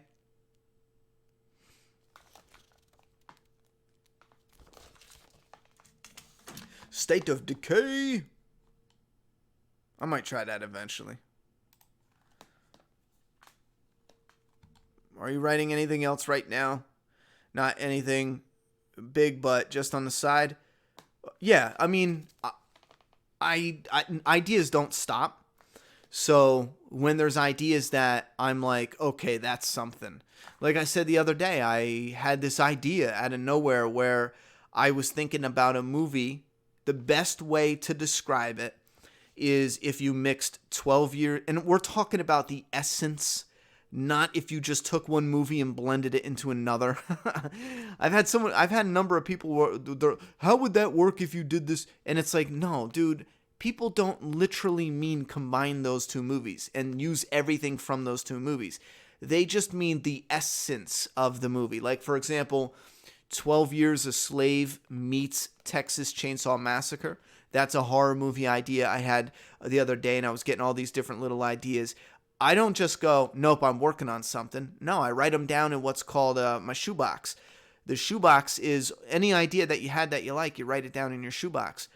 Sometimes go through the shoebox and you could incorporate those ideas in something you're working on, or when you're in the mood to write, go through your shoebox ideas and then pull them out and add them to something. I don't use the shoebox anymore. I think that's old school. It's called the shoebox, whatever, I forget. But I use a binder. So just have a binder and write down all different ideas, kind of keep it somewhat organized.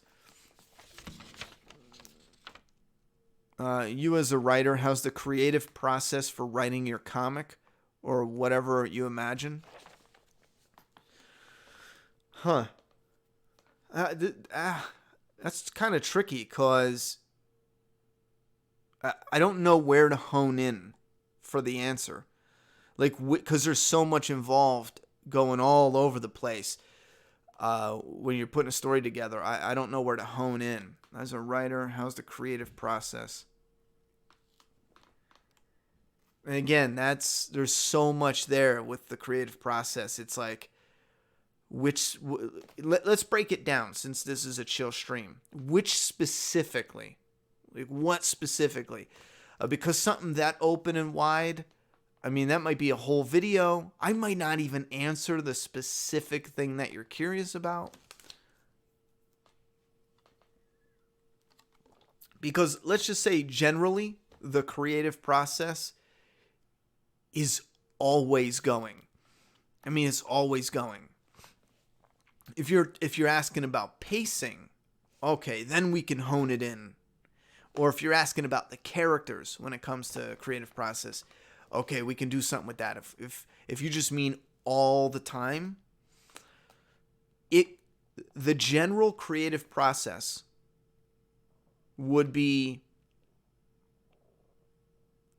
all the stuff or the essence or the thing that's similar that I wanted as a kid, that I would have been excited for as a fan, as a zombie fan.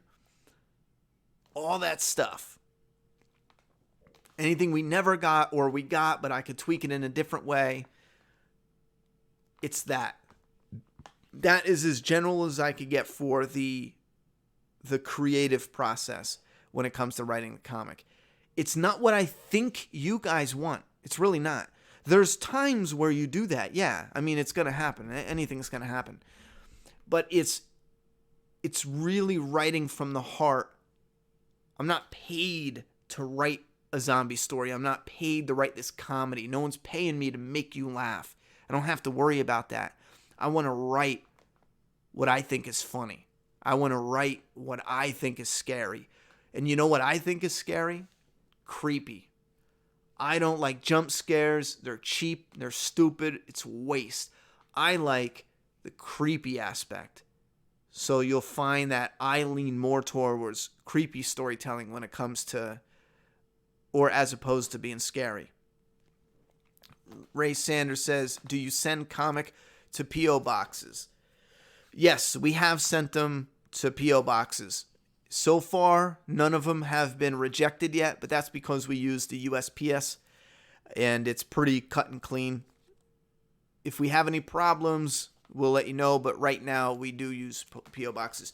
The reason people don't use P.O. boxes, just a fun tip, like, for example, crowdfunding, you're likely going to get your mail through UPS and FedEx or some other service like that. P.O. boxes are owned and operated by the United States Postal Service. UPS, FedEx are competitors, so they will not let them deliver. I've seen the UPS man drop boxes and other random shit at my UPS. I've never asked like what it was about, but I do know when I tried having stuff, review items delivered to my P.O. box that were coming from UPS and FedEx, that's what I was told. You know, so I'm not really sure if that's bullshit or not. Watch Bone Tomahawk. Will more issues of Doomsday Kingdom become available on Comixology? So far, only the first issue is there. We will look into that. Yes, issue 2 should have been up. I'm going to ask the artist is doing that, actually. Let's see. We got Cody. Some Cody guy. Doing his order right now. He got a little... We try to do little you know, a little bit extra in packages like the trading card and whatchamacallit,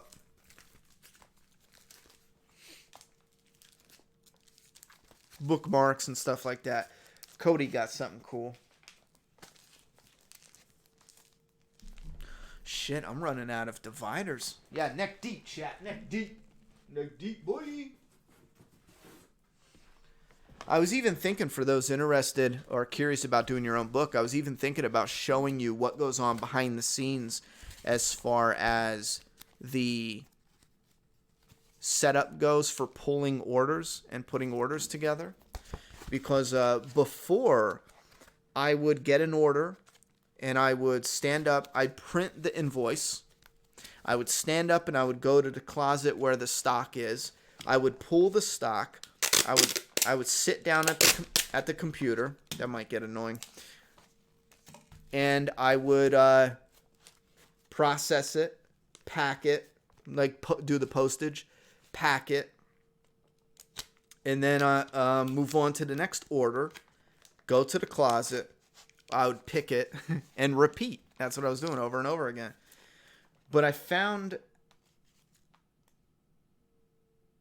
a really simple process that I should have done from the gate, which is to use a comic collector's box, you know, the short boxes. And I would just pull all orders at once and fill the comic box. Put the order, pull the order, put it in the box. Pick an invoice, pull the order, put it in the box. I fill up a whole shoebox, and then I set it down by the computer chair, and I pull out an invoice and the stock, and then I do postage. So that way you're in the closet pulling all the orders. You have a whole box of orders, and then you sit down and you're posting, doing the postage, and you don't have to keep getting up and going back and forth. It's just boom, boom, boom, boom, boom, boom, boom, boom, boom, boom, boom, boom. Anyhow, so here's Cody's. Just tape that up. Put that over there. Put it over there. That way you can even double and triple check the orders as well. Let me move that closer. And then we got Donnie. Donnie, my man. Thank you very much for the support, homie. See that? Donnie ordered, well, why did it take so long for me to get Donnie's? What is the problem here? Donnie ordered like 4 days ago. I don't know. Oh, no. Never mind. I'm mistaken. It was 2 days ago.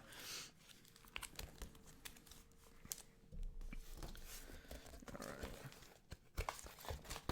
Another cool tip, too, is we don't use Gemini mailers, but I want to use them. I want to try them out at least.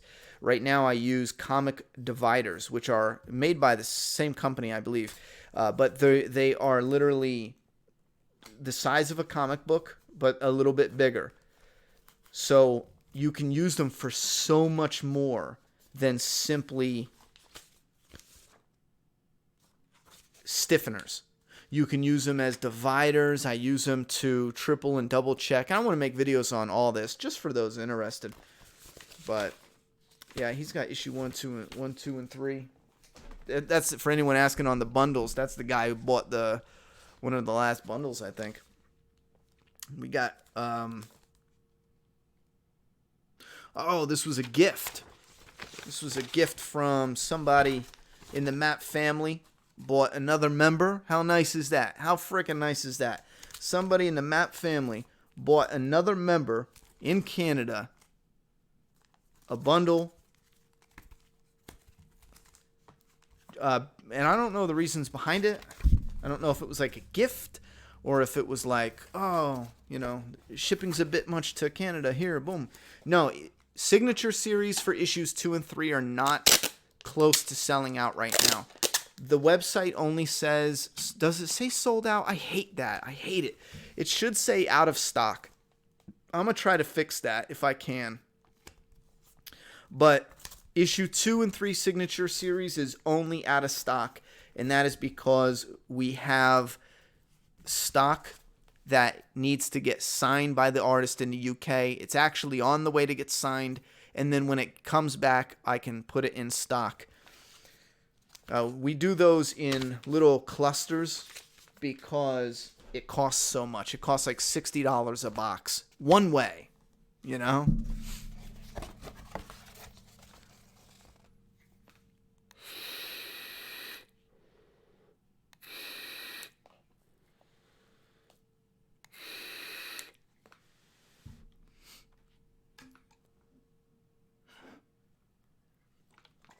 No, I never read the Game of Thrones books. What time is it? Speed this up some. Wait, we got Cody. Is this the same Cody? How many fucking Codys are there? Holy shit. Nope. We got multiple Codys. Codys with the cooties all over the fucking place. This is day and night variant set. Good shit, Cody. Good shit.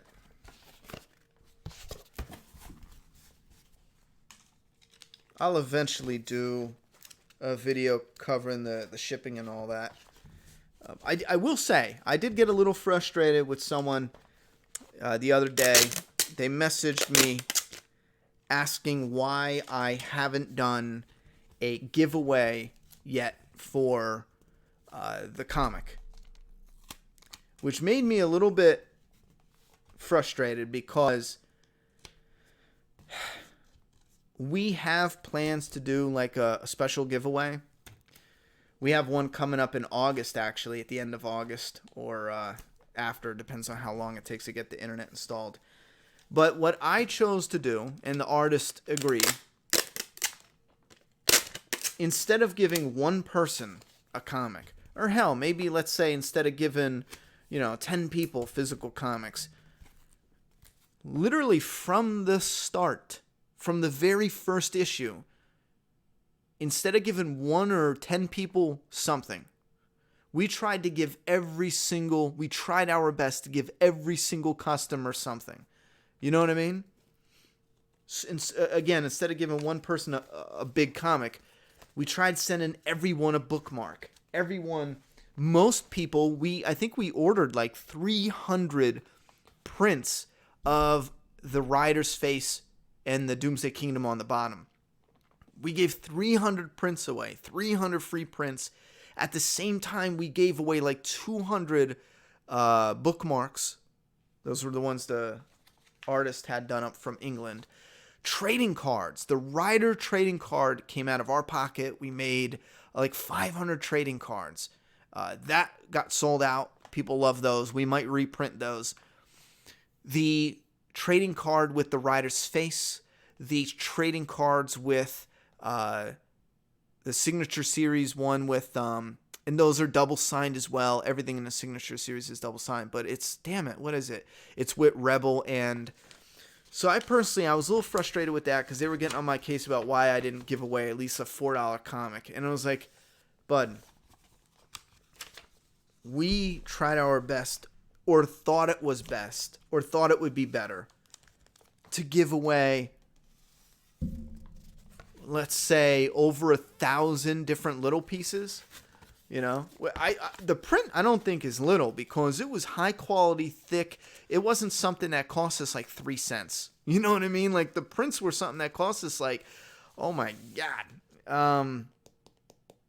Let's say like $1 a print or something. I forget what it was. But it wasn't like 2 cents, And I'm not saying, look at me. I'm just saying that, I don't know, that rubbed me the wrong way. I feel good about that. We have given away at least 1,000 small freebies. And let's not forget, we did a complete digital issue number 1. We had almost 1,000 people, or over 1,000 people, get that free download for issue number 1. I think it's over 1,000 now. Over 1,000. That has to be new readers, right? Because if you already bought issue number 1 digital before, like 2 years ago when that dropped, would you get it again? Maybe if you had a new computer and you could just get a new file. Or maybe half of them were new. I don't know. Thanks for the suggestion. I would also wish somebody you watch Money Heist. I would love to hear your take on it. I never heard of that one. If you haven't watched Bone Tomahawk, go watch that now. Older one would be True Romance. Check that one out. Do you have a limited edition autograph version of you, your daughter, and your artist? That would be dope. Laugh out loud. No, there's one that I've been wanting to get, but you know the artist is so busy on Doomsday Kingdom. It's a zombie version of me and Juliet, and when we get a little settled, I'm really thinking about trying to pester him to get that one finished, because I want to start doing something like that. It'd be like a signed print. Yeah, Zombieland 2 trailer looks good, you know, for what it is. I'm sure it's gonna be as fun as the first one. I'm not really sure about the story. Again, it looks a little... To be honest, the story, it could be real good. Real funny. The story just looks like it's the best they could come up with after like 100 rejected scripts. And they were just like, nope, this is the best one out of all those. But that's just a trailer. It could be hidden. And I'm sure there's a lot of hidden stuff. But what makes me worried is we know Hollywood has a tendency to bring in writers who get nervous, and they'll look at what came before it and they'll say, okay, what worked? And I criticize writers that write like this because we see it a lot in The Walking Dead, unfortunately, from different TV shows, especially in Fear the Walking Dead earlier seasons. We saw a lot of the same shit, like literally the same shit we already seen. So what was fun and interesting in the first movie? What did they do? They found a house to squat in. Bill Murray's house. What do we see in the very beginning of this trailer? They find a house to squat in. You know what I mean? It's like I'm too nervous that it's just going to be regurgitated episode or movie one stuff. Episode. What an idiot. I don't want it to be regurgitated shit. Let's hope not. All right, this guy, Roberto, he got an issue 2.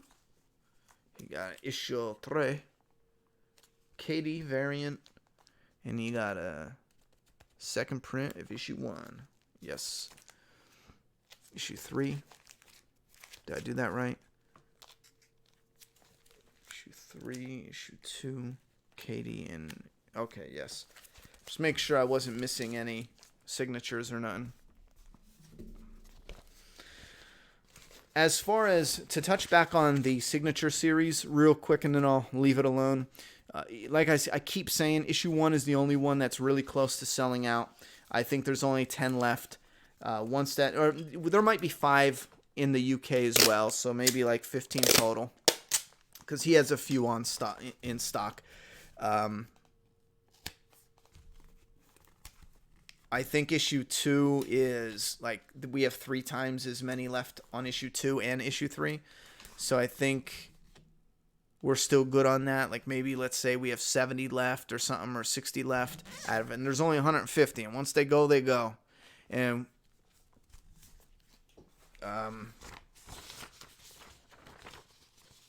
I would imagine the way sales are going, issue 1 will probably sell out in a few more months. It'll probably peter out. Issue 2, I think going at the end of this year would probably follow next. Beginning of 2020, issue 3 would go. So there's a little bit of time, but you never know. You could get that growth. I'm sure once we do the crowdfunding, if we get a whole handful of new people, they might buy them all up, and then they're going to be officially gone, like sold. What do you guys see issue 4? Oh my God. Issue 1 is the wraparound cover with the special protective packaging because it was the first issue. And then issues issue 4 on is, I shouldn't say on. I just know issue 4 for sure is a special cover, which I'm hyped about. I'm real hyped about. Anyway, who's this? We got Johnny. Johnny getting in issue 1, second print.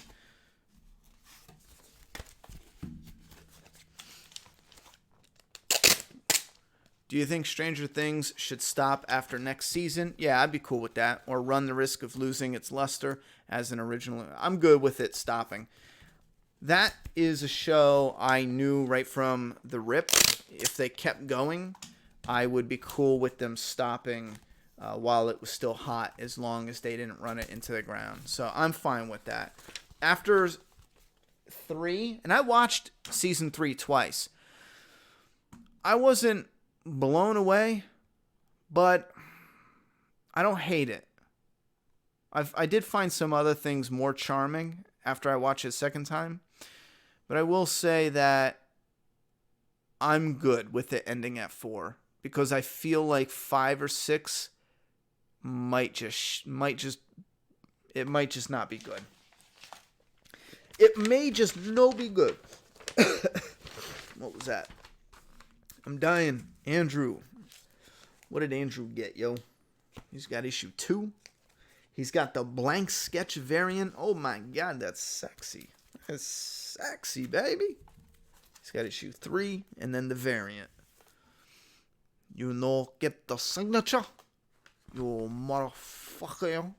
Thank you very much for your support, though. Your support, much appreciated. Why did that sound like I was going for, like a fucking, Asian accent when I wasn't? What else we got? Yeah, if anyone's interested, doomsdaykingdom.com, homies. And let's start a poll. We'll do a little bet. If anyone can guess, you have to get it right before we release issue 5, because issue 5 is going to have major setup for the second volume. But if you can guess where we're going in volume 2 right now, put your guesses. Wow, that face, kiddo. That face. What kind of hideous face is that? That face you just made was hideous. I still love you. But your face, man. Alright. Last order that I gotta tape up. Well, last order that I gotta put stiffeners on. I gotta tape up the rest. Oh, man. I already sealed this thing and I forgot to put the trading card in it. Here's a sticker of mine. Here's a trading card of mine. There, I'll tape it back up. I ripped your thing a little bit, but it's a complimentary bag and board, mine. You want to put it in a fresh, crisp board? Do it your fucking self, mine. I'm just kidding. But seriously, there's a couple that I used to keep issues stocked, and I just realized they were a little bit bigger, which annoys me. But we have, most people get nice, crisp, complimentary bag and board. Some of them have boards that we had issues in, and we took them out. And I wasn't going to use them because of my OCD, because they were the wrong size, just a little big. It's just something people say. Everyone has OCD nowadays. But we're going to use them up. Huh? Those are my trophies. That's my trophy. Grandpa or something, I don't know. Grandpa or grandma gave me this. I think it was grandpa. No, it's my trophy. No, it clearly says my name on it. Oh, yes, it does. Yeah, I think Pop-Pop got you that. And then there's this, I'm trying to talk up my chat here. There's this, Winnie the Pooh one. I bought you that one because Yeah, Kmart I was used to love Winnie the Pooh. Kmart was going out of business, and it was like 10 karat gold, and it was 90% off. Bro, that was like $170 bracelet. I bought it for like $13, yo. It was ridiculous. It was ridiculous. Look the same. I'm dying. Huh? I don't know. Look at you girls with your really thin chains. So feminine. Anyway. Look how thin this chain is. I'll strike Wow, it that with is it. really thin. Ronnie, what do you think of the new Jay and Silent Bob reboot? Yikes. I'll be honest. It didn't do anything for me. Do you think Stranger Things... Oh, shit. That was an old one. Let's Wait, go what to the was new that? one. Stranger Things? What? What? Should it end in season 4 or 5? Well, it's ending in season 4. Stupid. No, I'm just kidding. And it, wait, Anita Bong hit. You ordered your Doomsday Kingdom comic on June 16th. There's still no delivery update. Well, let me see here, because yours is either one of the replaced. Here's a, what did you order first off? If it is, yeah, what did you order? I'm going to look right now on, when? June 16th? I'll look right now and tell you. Take a walk.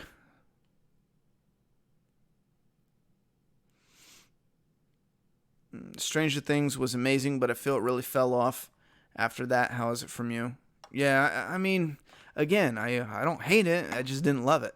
Have you seen the trailer for the new zombie movie, Patience of a Saint? It's a UK film that takes place in some woman's incarceration facility where they were experimenting. No, I really haven't seen that. No surprise. Bro, Yeah, I think people have a prejudice against Westerns.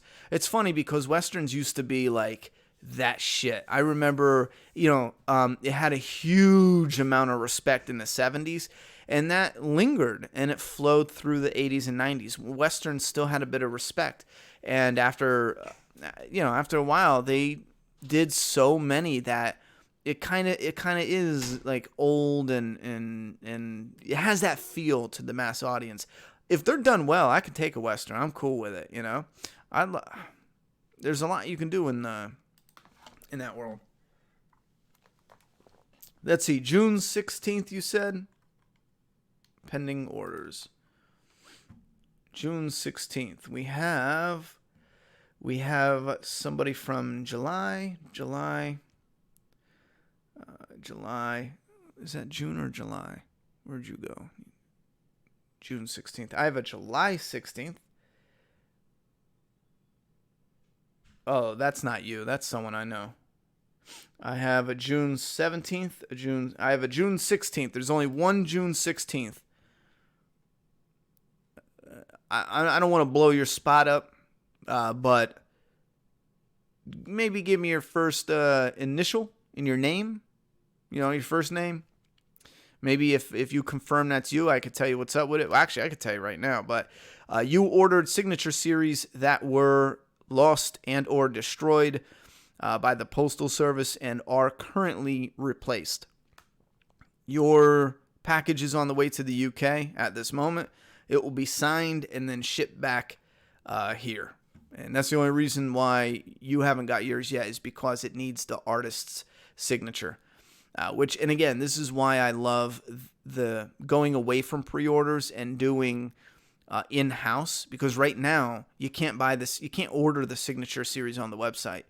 The artist is not just sending your order back, but he's also sending extra stock, or new stock, I should say, for the signature series.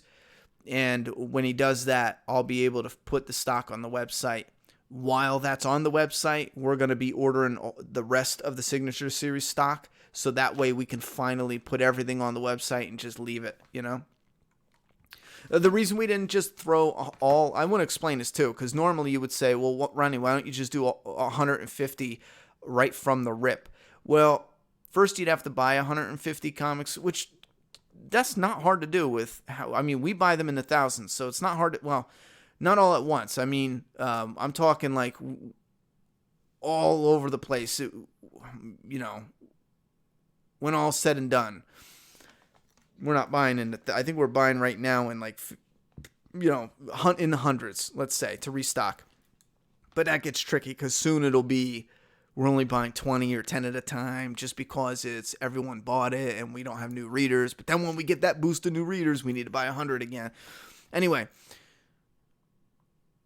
the shipping is what keeps us from shipping 150 at once, because you can only get 50 in a box, and then it hits either the weight limit or the box limit. Like, there's not enough room in the box. I think 60 is total because there's a pound weight limit. So we'd have to send 3 boxes up, and that would cost, I think, $120 each box to go there and back. I think it's 67 to send it up, and it's like 55 to send it back, or something along the lines of that. So let's say 300. That'd be 300 in just the shipping we'd have to pay, on top of buying 150 comics. So we were doing chunks of 50. You know, right now we need to do a whole nother box of 50.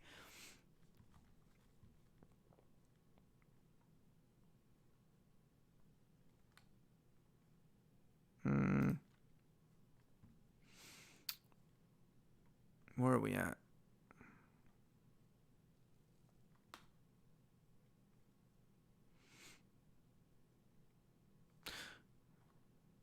Oh, RE, yeah. Yo, Anita Bong here. I'm looking right at your order right now. You're right. Yeah, you did confirm that. That's your order I'm looking at. And anyone else in the chat, we literally have, I'll count it right now. We literally have 1, 2, 3, 4, 5, 6, 7, 8, 9.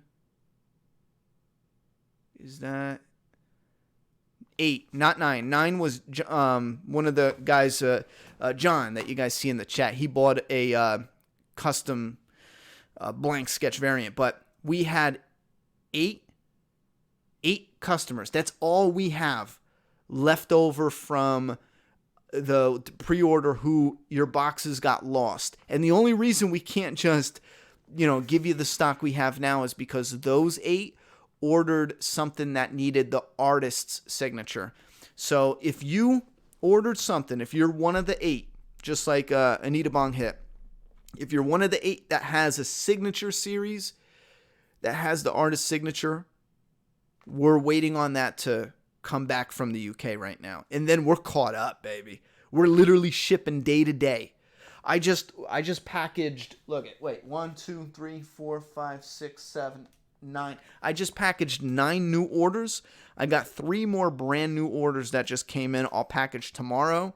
And then we're, obviously ordering new stock, and then whoop-de-whoop. Like, we're trying to do this each day. I'm going to fall a little bit behind because I got to move this week, but it's not going to be like crazy behind. It'll be like, your comic will ship on the 2nd or 3rd day. You know what I mean?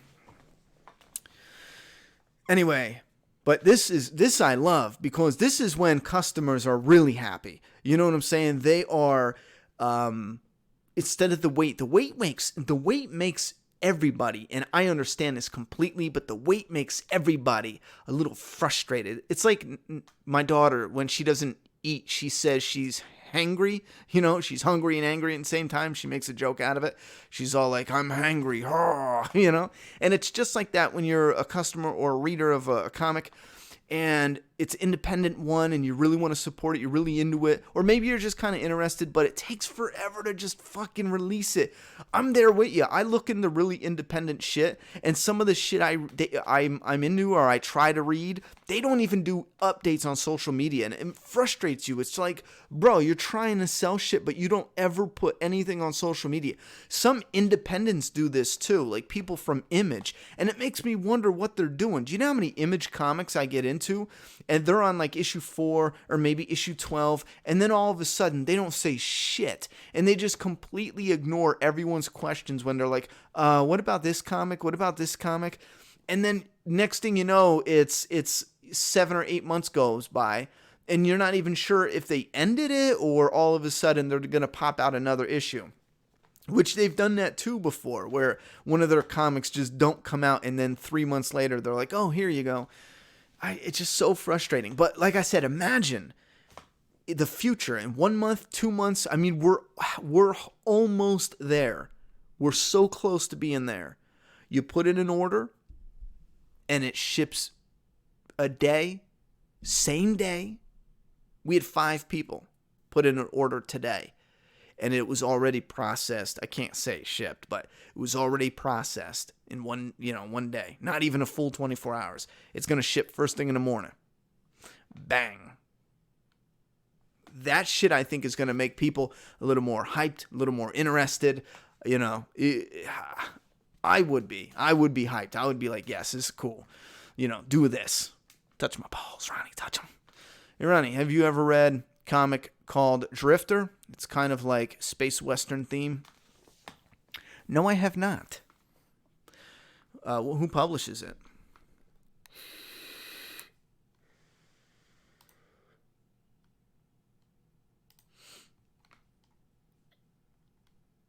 Look for something.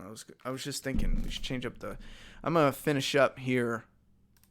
I probably should because it is getting late, but I thought I might as well. You know what? Let's put this up. We've shown off the zombie clown. We've shown that off. That's fucking sick. But what about this? Bang.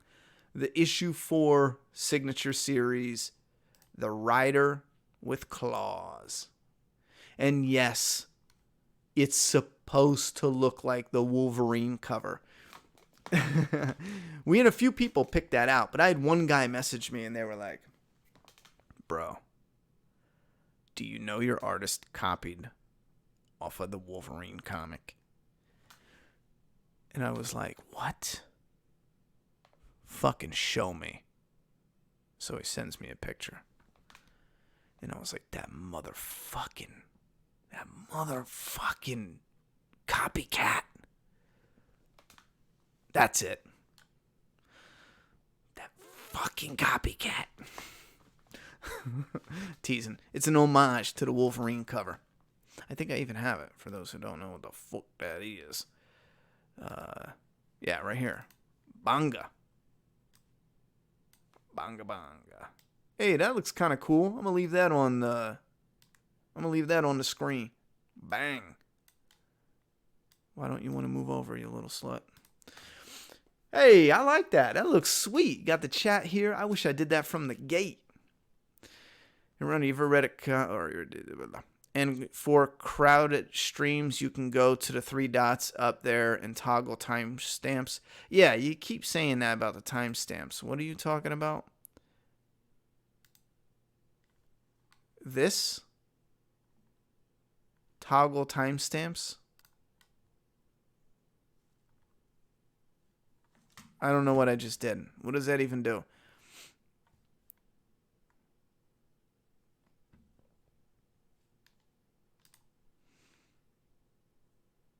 I have no idea what does that do.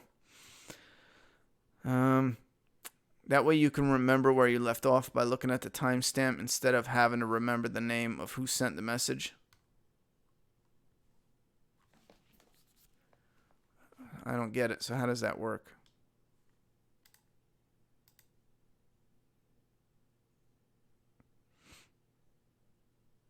Oh, wait a minute. That toggles it on and off. That's all that does is put a timestamp on it. I thought you meant like it literally did something other than just putting that. I'll leave the timestamps on. I'll see if that helps.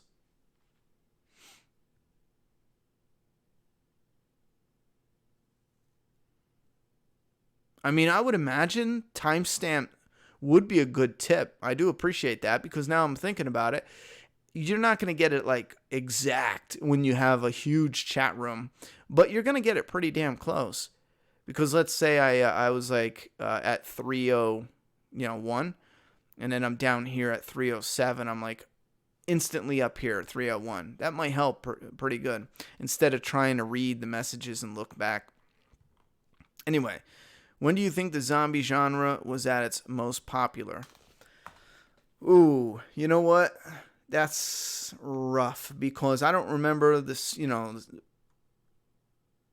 don't remember the 70s and all that. But I mean, shit. I would have to say either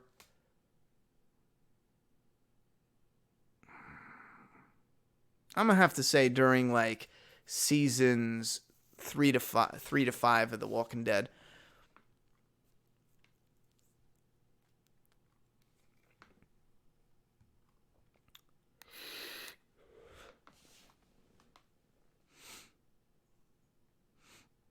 Yeah, his hair's slick. I'm watching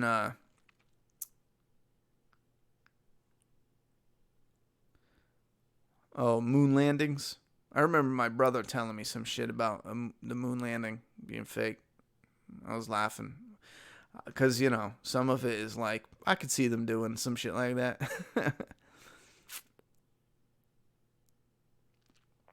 No, I didn't watch PewDiePie play with Jack Black.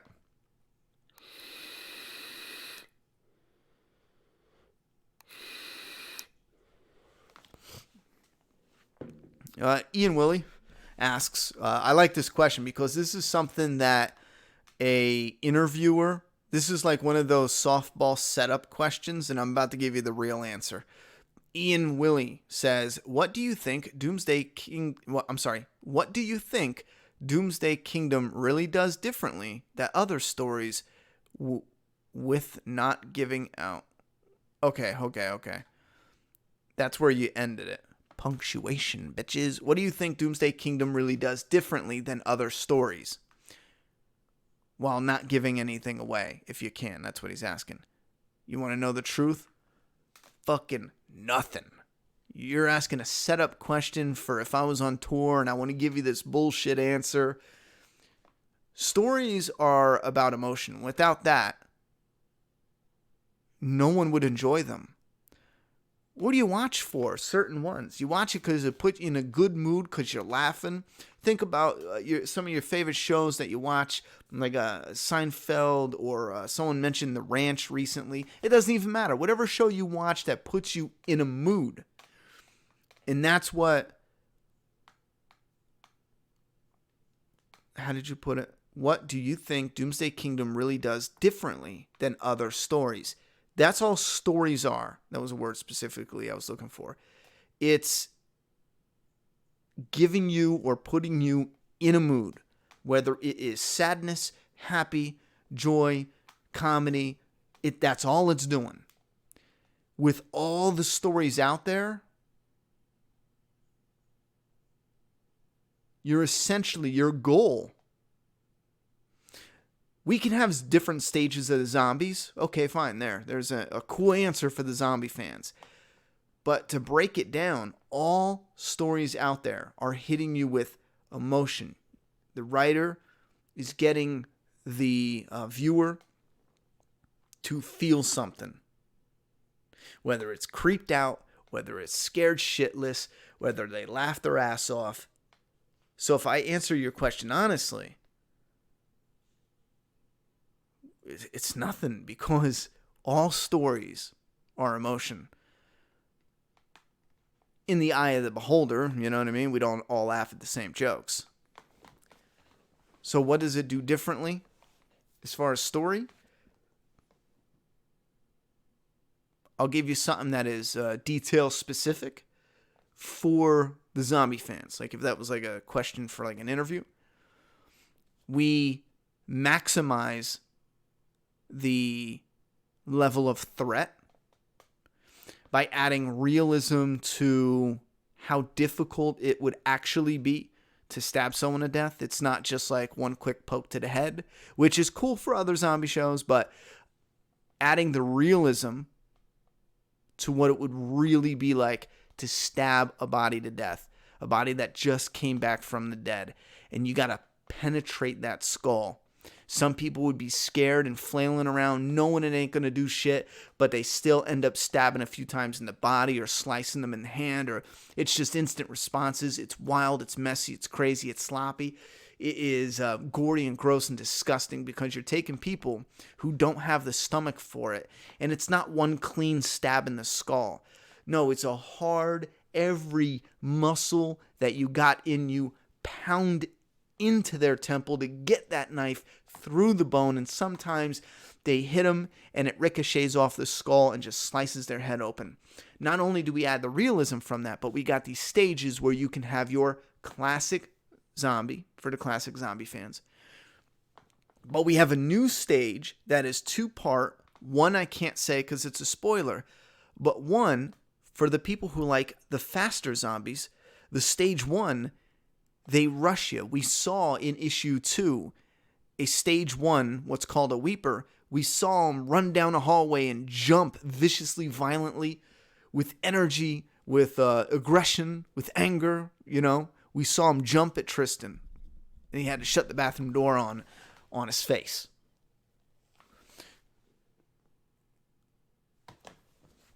I don't want to say too much more because I'd be going into more spoilers, but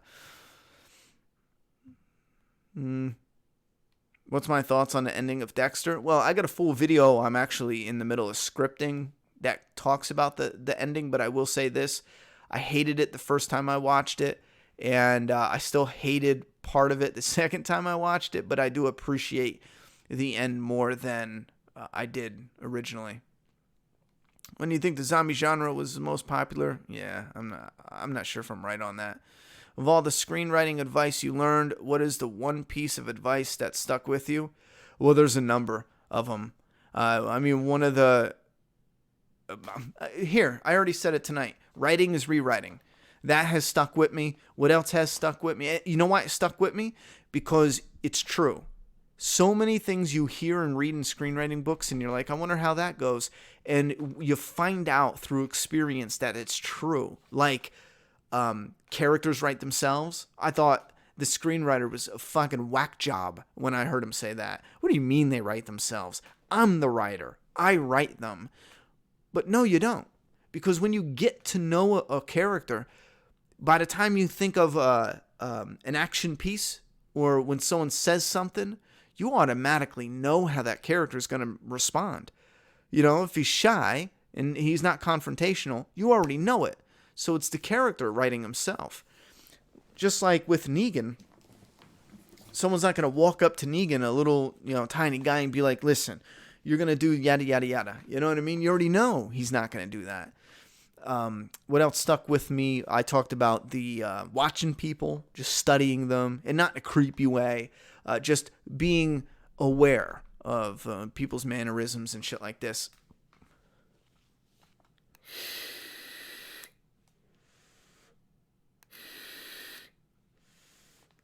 Also,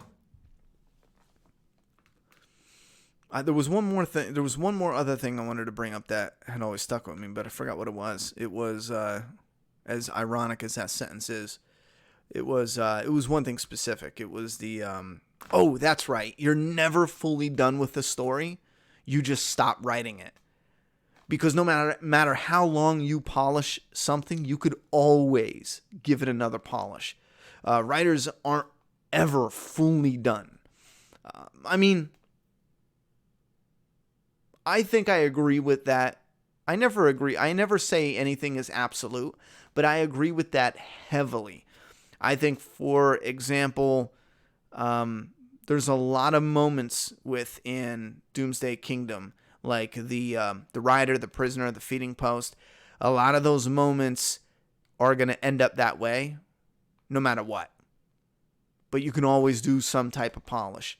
You just hand it in. You're like, I have to hand the artist a script. I have to stop polishing it, I ever heard of Troma Entertainment? It's really raunchy, campy movies. No, I don't think so. I mean, that sounds familiar. Ian said, Zombie Story. Other than the beginning of what I was saying with the actual zombies and the whatever, I would have to say a big part of it is what I feel, taking what I thought was missing that I would have gone nuts for or been in love with. So it's a lot of switching up and surprising the audience or reader in what way we go. but again, not in a forced, clunky, but a nice, organic, fun, interesting. You think it's, oh, okay, we're gonna go here this way, and then all of a sudden it's like, wait, sidetracked, oh shit, okay, this is different. This is not how I thought a zombie story was. Okay, what are we doing here? It's more like that. Was Martha on Fear the Walking Dead the worst villain? Oh, absolutely. That was terrible, yo. Terrible.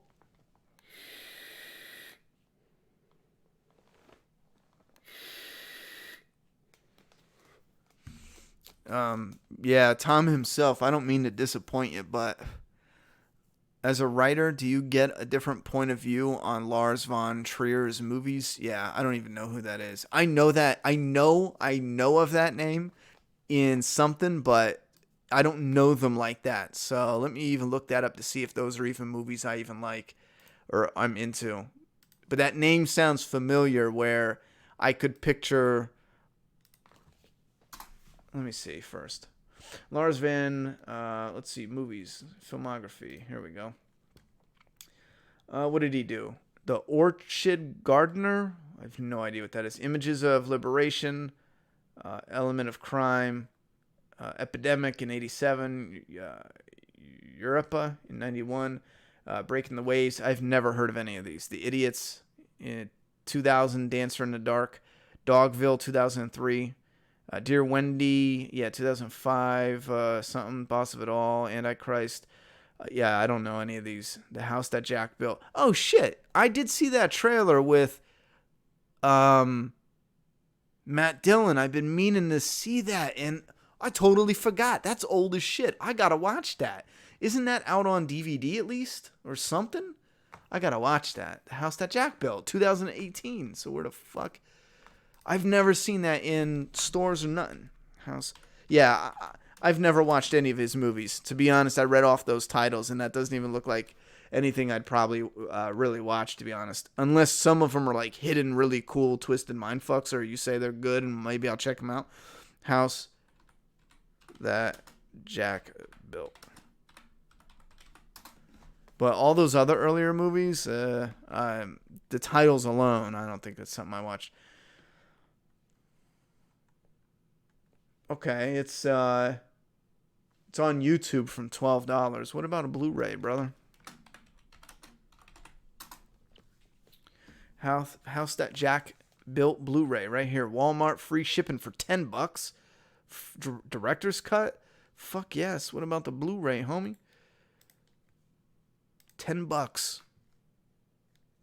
Director's cut. It must. I guarantee it's not that good, is it? Because I know a friend of mine saw it, and he loves that person. I don't know his name, but that's why it was familiar. Because he watched some other... And he also talked about the guy's ego.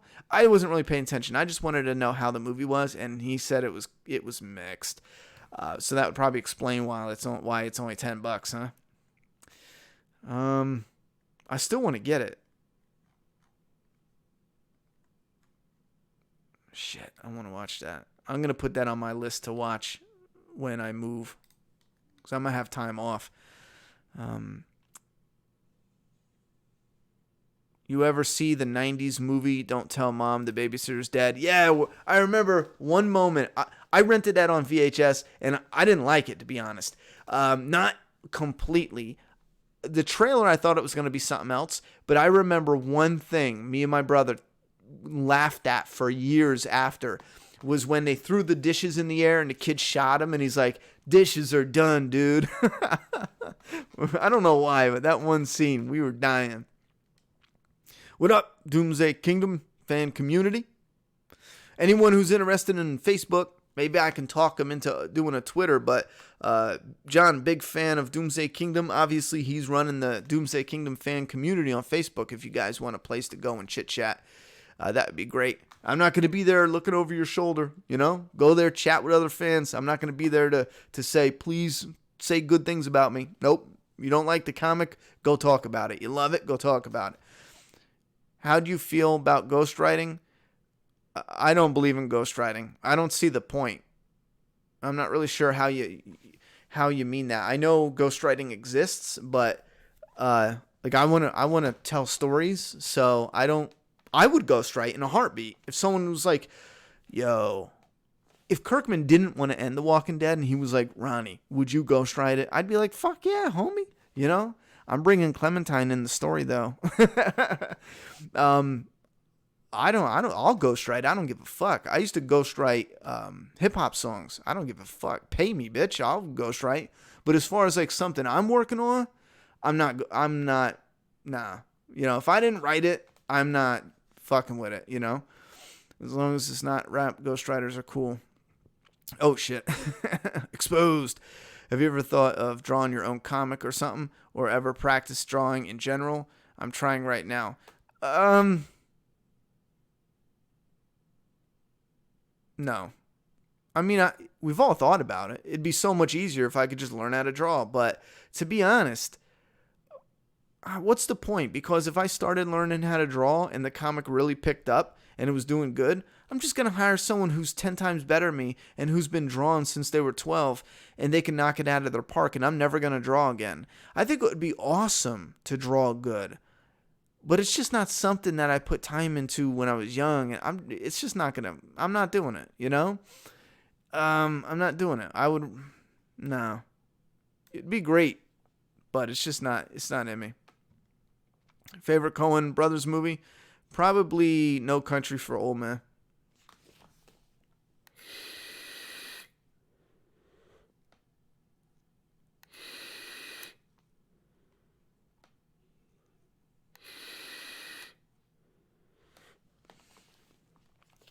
Yeah, Bob Smith, that's cool. If people are reviewing Doomsday Kingdom, I mean, it helps spread word of mouth if anyone wants to review it.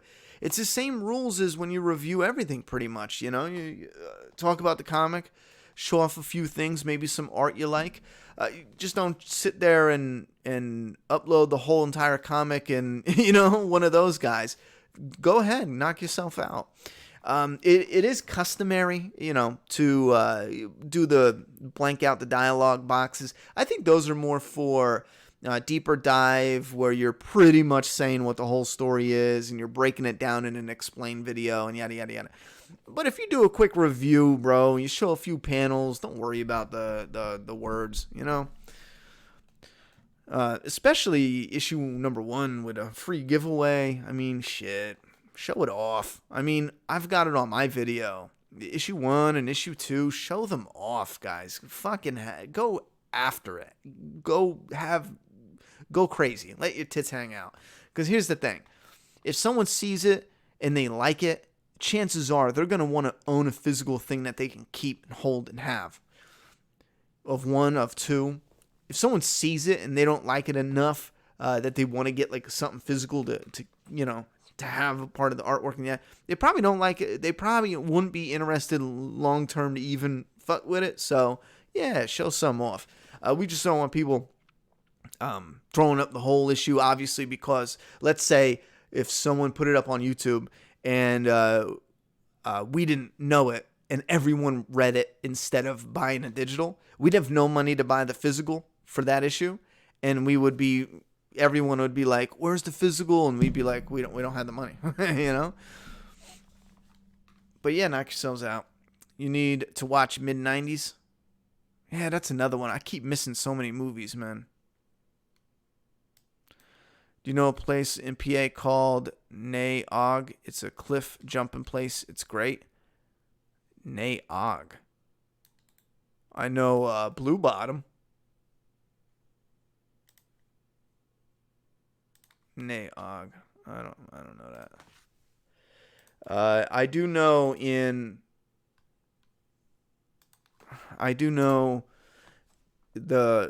what was it? Blue Bottom, Tubbs. I know places where people from Kingston and then people from Wilkes-Barre called it different, and then people from Wilkes-Barre, the Heights, and then people from Wilkes-Barre in like a different part of Wilkes-Barre called it something different. So who knows? We could be talking about completely different places. Oh, this is in Scranton.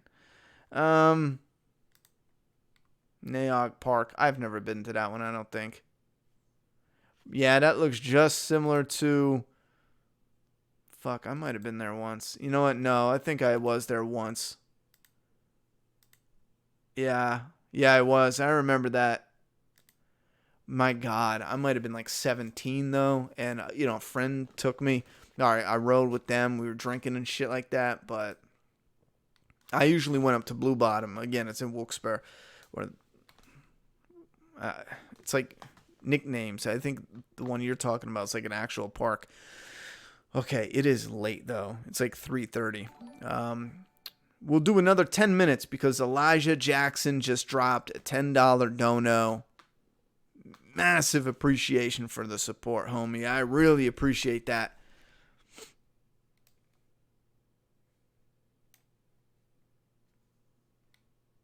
No comment. No comment. Alright. I am going to at least get a couple of these packaged up so I can send them out first thing in the morning.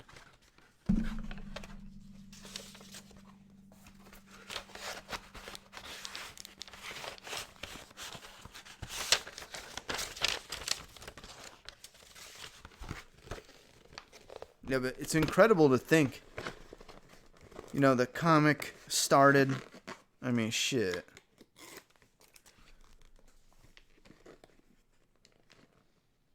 Comic started and slow going just because it's super independent. And then we get to a point where we're close. I mean, close to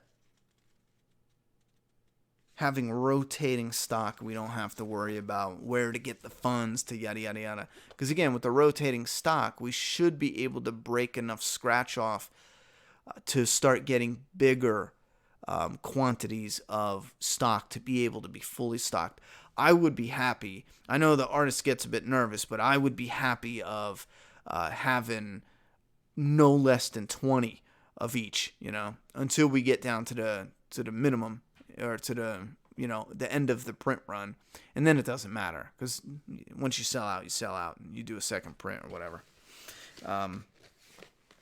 But if we get rolling, we'll be able to gauge how many people through the analytics. It's hard to do it with pre-orders, because you'll have a lot of people that linger back and they don't say anything. They're not active, which it's not a bad thing. A lot of people. There's a lot of people that I'm not active with, but I'm around. I'm watching. And once you start releasing, then those people come out of the woodwork. You think there's only 100, 200 people interested. Next thing you know, you're like, oh my God, there's like 500 people. We got clobbered like that. We didn't expect it would be that big. I think issue 1 was probably where we really got clobbered. I mean, I think we were expecting like 300. 300. Yeah, matter of fact, I think we were like, if we sell 300 physical copies, I think we'd be doing all right. I think we could handle it, and but let's hit that 300 goal. I'm trying to remember. Was it 300? I'm almost positive. I think we sold 300 in the first hour. You know what I'm saying? And then it was just our first shipment. I remember 9 boxes I had to carry up 3 flights of stairs in a hot day in North Carolina. And there was 550 copies in that first shipment. And I was like, I laid them out on the table, and I was like, oh my God, we have multiple 250 shipments coming behind this. And I'm looking at a 550, and I'm thinking, we thought we would max out at 300. Like, that fucking hit us. But it's a good thing. It's a good thing, because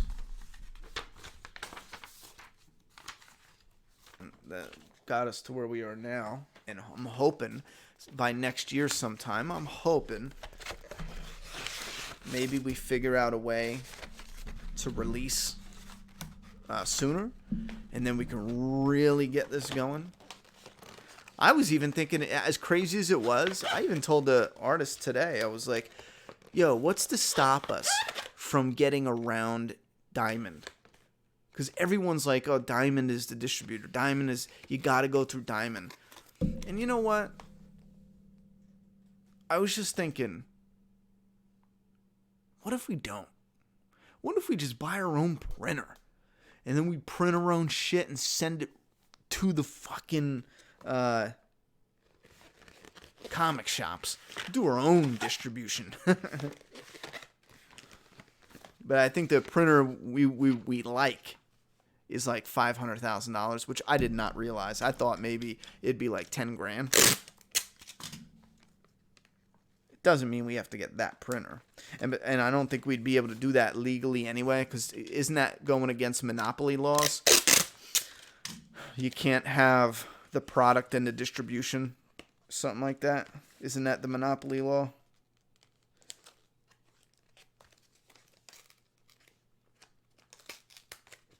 Or something similar to that?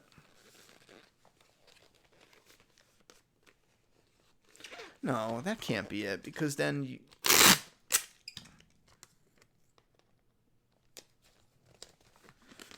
Yeah, because... I don't even know now. Doomsday Kingdom says, I got Instagram, I just hardly use it. I'll start doing more on it. Bro, Instagram is definitely leading compared to Facebook, in my opinion. Facebook, I feel like, is dying. Anyone have any thoughts on that? Does anyone feel like Facebook is dying? I think Facebook shot themselves in the face, to be honest. I'll tell you why. Because it should just be for social media, but they put too much of their politics behind what they do. By doing some bullshit like removing things and yada yada yada, it is crazy. Just fucking be a platform. I could see cleaning up certain things. You know what I'm saying? Especially when it comes to like racism or violence. Yes, sure. But when it's just regular shit, they put their politics in it. On top of that, and to make matters worse, the one thing that I thought personally as a business really screwed them over, and I might be wrong, is limiting your exposure, blocking it, and making you pay for your own followers to see what you post. That is fucking outrageous. I can't believe Facebook didn't fall apart on that alone. And that's part of why I understand Facebook has a bit of power to it. It really does. When you're advertising and yada yada yada, as much as Facebook has done really stupid shit, even though it is dying, it's definitely dying. But even though, you can't overlook it because for advertising, it's still pulling in shit. But it's so stupid and scummy. Everyone who supported Facebook when they did that is a fucking idiot, in my opinion. And I get it. You support it because who cares? It doesn't matter. You're still making money at the end of the day if you're a big enough business. But the moment someone says, here's a platform, but we're going to block or limit your post and you have to pay us to boost it, get the fuck out of here, bro. Who, what, how, huh? The way it should be is they should be boosting it to people who enjoy similar stuff. Like if you watch The Walking Dead or you're in a Walking Dead group and I say, yeah, this comic is a zombie comic, it should go, okay, here's a zombie fan, here's a new zombie comic, boom. What does it matter if I'm advertising to people who already follow it? What is the point? And I get it, for other things it works because they're selling shirts and they're whatever, but Doomsday Kingdom needs new blood on top of the old blood. That's the only way we're going to make it to release an issue a month. The only way. That is the only way. We need, I would say, to double the readership, and we can release every month, I think. I'd have to look at numbers. Maybe it's even less than double, but...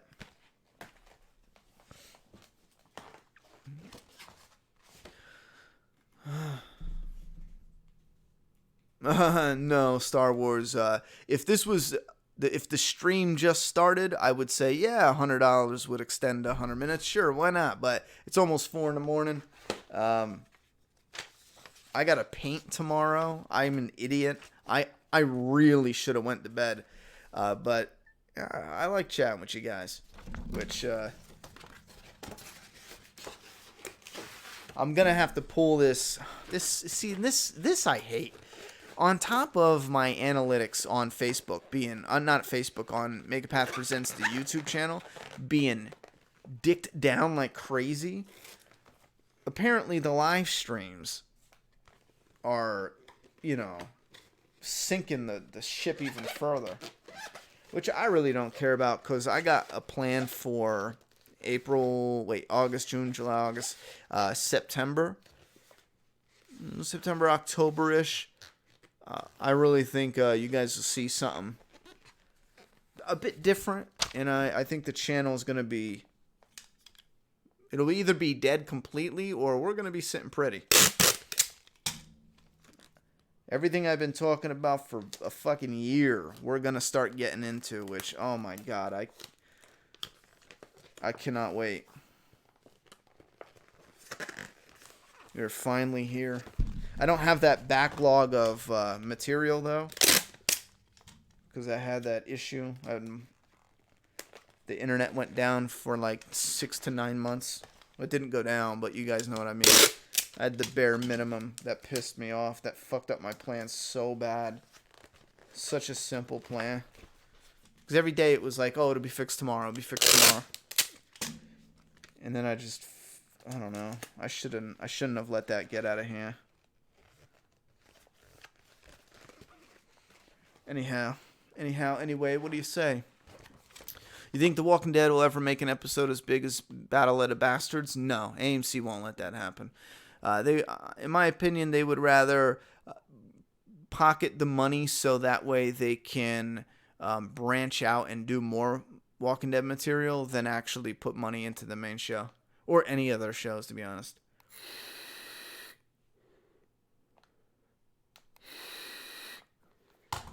I'll be honest, Ian. I love the look of Winter, but I hate Winter. Like, I hate Winter. However,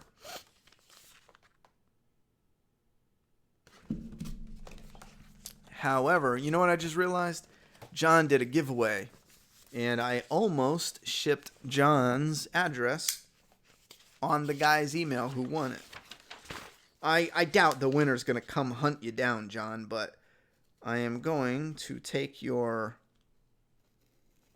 information and cut it out of the invoice. That way, just in case the winner is a crazy psycho that wears the skin of his victims, or if he's a secret SJW, you won't be murdered in your sleep, homie. You can thank me later. So I cut out your info. Now it only says what you paid and what you bought. Okay. Do I watch anyone play Fortnite? No, not right now. I'll check out your boy Psycho. I would check him out more. It's just Fortnite's been dropping for me a bit.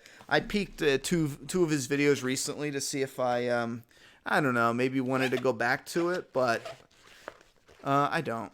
Not yet. Not right now. It's just, I don't know. I think Fortnite, I don't know, man. It had its hooks in me, and now it's just like, yeah, I'm done with it. But anyway, yeah, I love Pennsylvania, but I like looking at winter, but I hate being cold. And I cursed Pennsylvania out for a lot of my life. And I moved down to North Carolina, and I tell you what, I think I want to move back. If it wasn't for my family being down here, I would have left. I mean, oh my god. I can't stand this heat. You can't do shit. You really can't do shit. It is so hot. You can't, my body's not built for this. It is crazy. It's 100 degrees all the damn time. You know, humidity, 80% and above. It's ridiculous. It's so fucking ridiculous. Your cars, if you live in North Carolina, your car is always so hot when you first get in it. To start your day or go on lunch or whatever you're doing, it takes your breath away. It actually hurts your throat. You can't breathe. You have to hold your breath, roll down your windows, put on your air. I hate it. I fucking hate it. Facebook is trash. Yeah, it is. Lars movies, it's kind of you either love it or you hate it, but you definitely won't be indifferent. Always pushing the envelope, making different genre movies. Hey, we gotta go to bed. It's late, homie. I know something that'll make you cry. Cry? I don't want to cry. You want to see it? Fine. Okay, it's a couple seconds long. You ready? All right. It's a little kitty. He's by the side of a street. No, little kitty. No, stop. Stay throw rocks at him. I have to talk so they know what's going on. He's alone. He's a cute little kitty. Would you feel the same way if you were a homeless child? And that's the same thing in Spanish. My heart is softening. Is sad. Did you cry? You cried, didn't you? Yeah. He's such a cute, skinny little kitty. I want to find those kids and throw rocks at them. Oh yeah, remember that Horizon game or whatever? I forget. The game where like there's robot animals. Yeah. Horizon Zero Dawn. Yeah, when the kid throws a rock at the kid's head. Yeah. Like that, you want to do that? When we go to Pop-Up and Grandma's tomorrow, ask them about their dog Dutch. They used to live in Jersey. Mimi and them used to live in Rahway. And Pop-Up saw a couple kids throwing rocks at a dog. And he pulled over. I'm not really sure if there was violence, but I know Pop-Up left with the dog. And because he was in bikers and drinking, and oh yeah, they were beating the dog bad. And Pop-Up took the dog, took it home, and you know that dog lived to be real old. His name was Dutch. He was a great dog. We all loved him. He was like the family dog.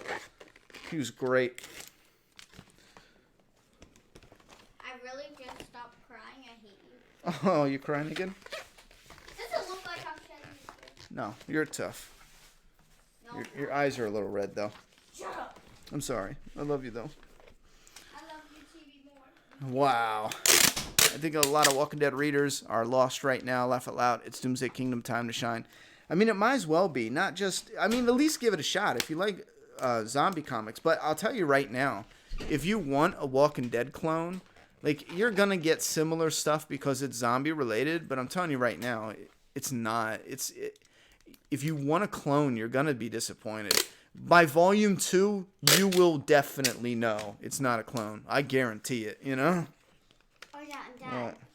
When Chibi was laying down, you know when you accidentally put the magnet on her face? Yeah. Her eye was like this. What? Like, it's always like this now. Oh my One God. of her eyes. And I'm so bad. I know.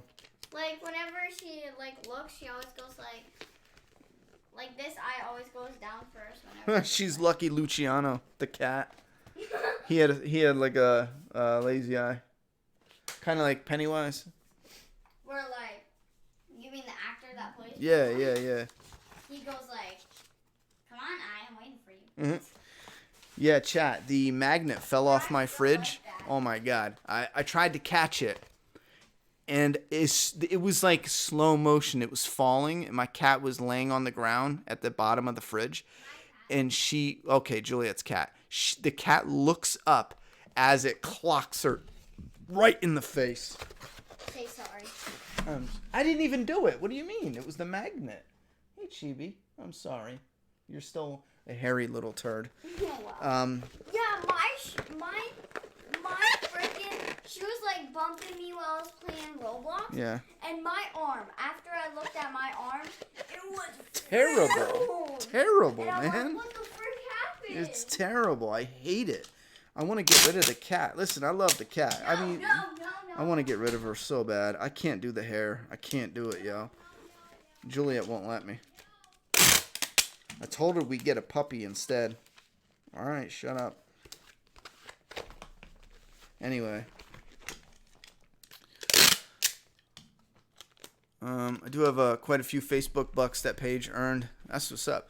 Hey, Ronnie, is there any voice actor that you'd love to see voice Rick in a Walking Dead comic? Nah, I don't think so. If Skybound ever decides to do one someday. I don't have one off the top of my head to fit Rick. I love winter summers, actually, at least my favorite time of year. But I'm in the minority, I think. Probably.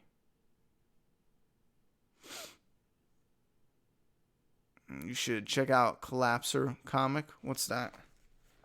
What is that, mine? What is that, mine? Do you do the Matt Groening thing? Simpsons creator, where you name main characters after family? No. No. There's something similar.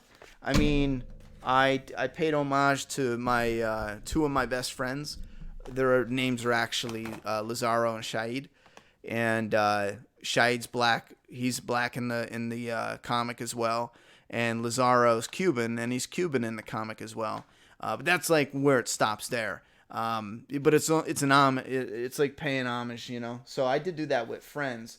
There's a little bit family in there as well. There's a name of a company that one of my family members actually owned, and it's an actual company in the comic. So little things like that.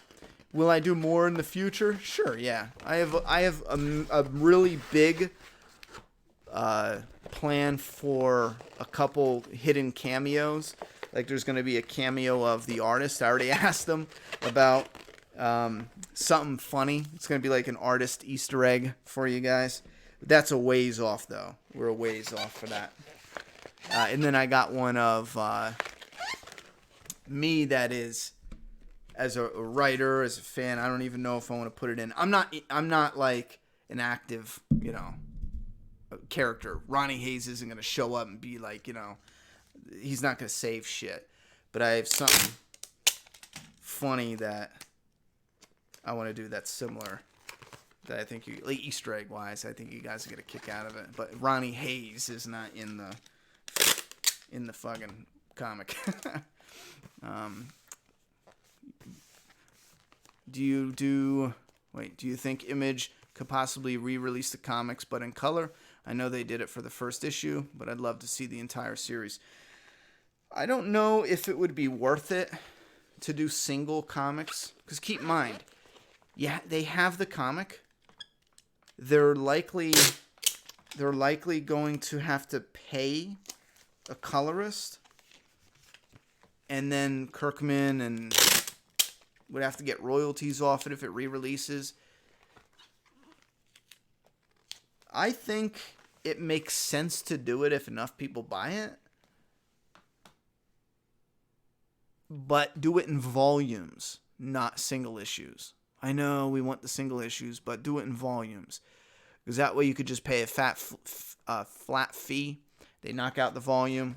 And then the thing about volumes, you can continue to sell them and constantly reprint them. And you'll pay off the colorist and eventually make straight profit after that. Anything that sells after that. With single comics, you will have to reprint them and re-release them in comic shops and like that. Is more restricted compared to being able to sell them on Amazon, in Barnes & Noble, in bookstores and other libraries and shit like that. Volumes, you can do it bigger. Oh my god, this is the last issue. I'm such a dumbass. I really should have went to bed sooner. I really have to shut down this stream. 3 hours. Yikes. Alright, the last map live stream is going to be this Sunday, most likely. I already got some stuff recorded, some stuff uploaded. You guys actually have 2 comic videos where we break down a random first issue and we talk a little bit about characters, story, panel layout, stuff like that. And that's like a test run because I would love to get into more discussions about story and shit. But I have that. I have more behind the scenes Doomsday Kingdom stuff that I'm going to post during my break while I'm moving. I have the announcement for, I think, next week. I'm going to take a break from moving and set up issue 4 to go live on the website to buy. Which, again, that's tricky because I'm the only one shipping in the U.S. So I have to move and then put time away to ship. You know, we're going to have big orders when it first goes out. Just keep in mind, anyone who's actually interested in purchasing something, don't forget, the comics are on rotating stock. If they're sold out today, just check back the following week. Or the website, it'll be better if you check the production timeline. Every time I put stock on the website, I mean every time, I will post in the production timeline. Anyway, let me answer the last few questions you guys got, and I'll shut her down.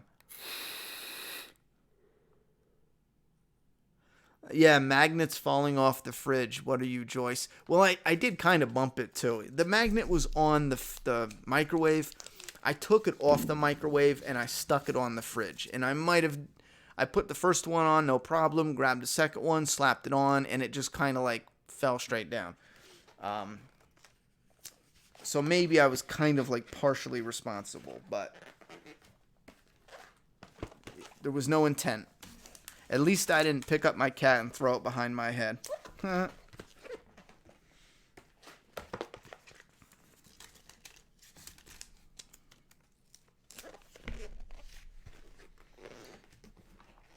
I gotta try that. Sending naughty pictures to YouTube, then maybe they'll stop hitting me with complications on the channel. That's the Twitch secret. That's all you gotta do.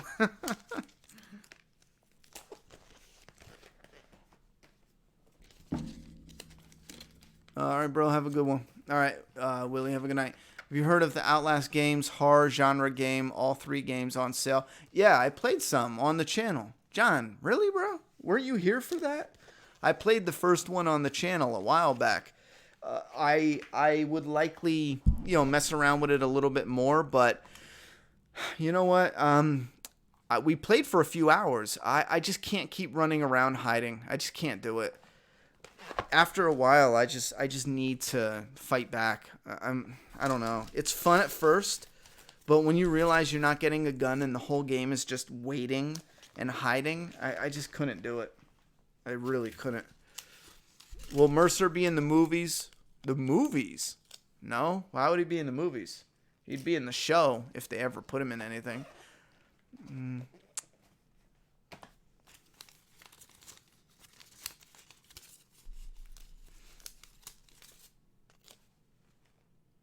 How funny would it be? Ronnie Hayes is the prisoner. That'd be funny shit.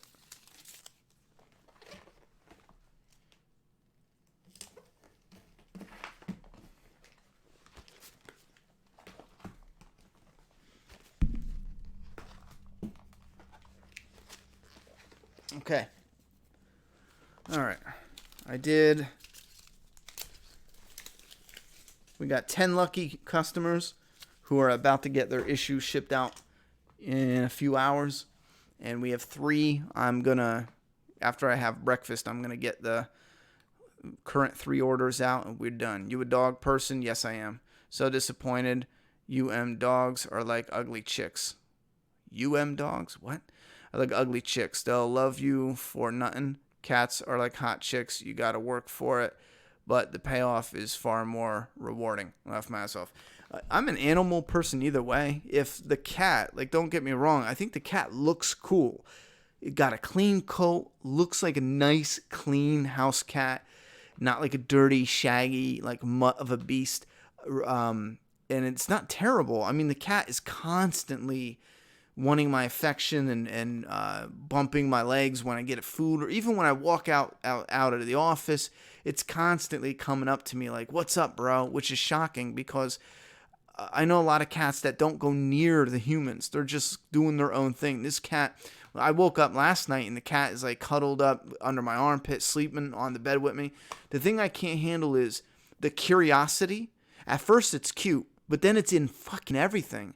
Every little cubby hole it wants to jump into. And when you got shit displayed all over your office, or at first I had shit outside in the living room, that little bitch will knock everything down. She don't give a fuck. She'll just jump up there and be like, "Oh yeah, I'm sleek. I'm a cat. I'll go in and out of these little NECA figures." Next thing you know, it's like boom, boom, boom, boom, boom, boom. She's knocking the whole shelf down. But the hair is the one thing I can't fucking stand. There's so much hair. You can pet her once and you got like this fistful of hair. It isn't. I went with a lint roller, you know, the ones where you get it off your body. And I was petting her with a lint roller. She was laying down. She was just chilling. I didn't think it hurt her. And then I ripped the roll off. I kept doing it. She laid there forever. And it was nothing but hair coming off. And she was still this hairball. I don't understand how do cats make that much hair? What the fuck? You know, it's crazy. Anyway. Fucking, I can't do the hair. I can't do it. It's nuts.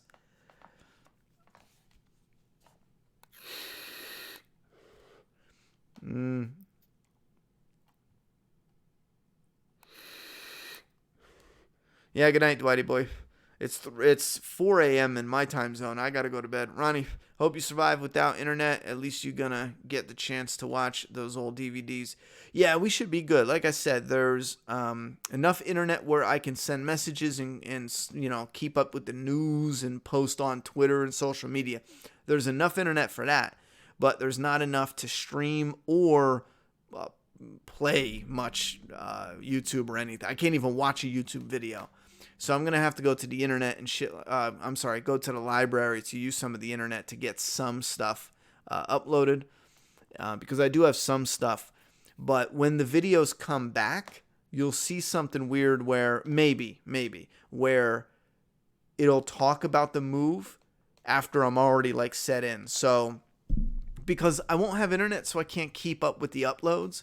So I already have videos that I recorded of the move and painting and doing shit, so you'll see them like late, like 2 weeks late, and then we'll probably catch up eventually. Excuse me.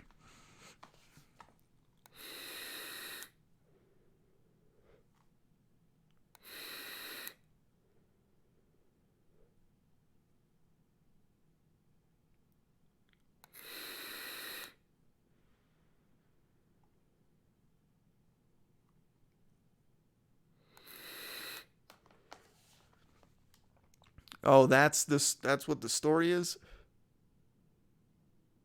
Oh, I'll have to look it up. I don't know.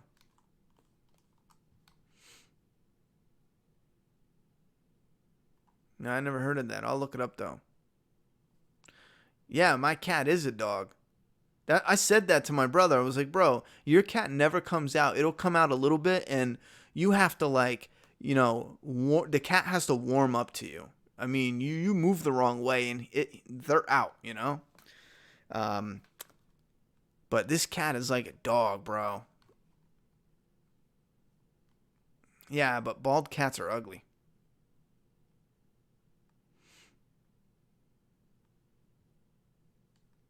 Yeah, I'll give the cat away. Who's my favorite superhero? Well, that's tricky. I think it would be Batman, but he's not a superhero. But he's one of the superheroes. Somebody with superpowers, you mean? And again, Punisher. And this is, I think, so weird. When I was a kid, I loved Batman. I loved the fact that he was a regular guy, but he looked so fucking cool. The dark, gritty version. I still like the Adam West ones when I was a little kid. I loved those.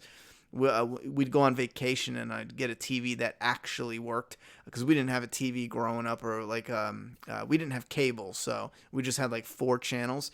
But when we go on vacation, I would watch the shit all night. I'd watch the shit out of the old Batmans. But anyhow, I love the Punisher. He's one of my all-time favorites. And I loved Wolverine. Was one of my major favorites. He's on the screen right now. A lot of that is faded, though. I think it's so weird. Like, I loved Logan. But I find myself not giving a shit what Marvel or DC does. I find myself leaning more towards, I want new characters. Marvel, DC had their day. They did it. They did it to death. And they're doing it in movies, and they're going to do it in movies to death. I'm cool for new movies and shit, but you know what? New Batman movies, new yada yada yada. But I'm itching for an original concept. An original superhero movie that's not from a comic. It's a fresh, new, good, long-lasting idea. Any movie suggestion to seize the day or pass out after this? Oh my God.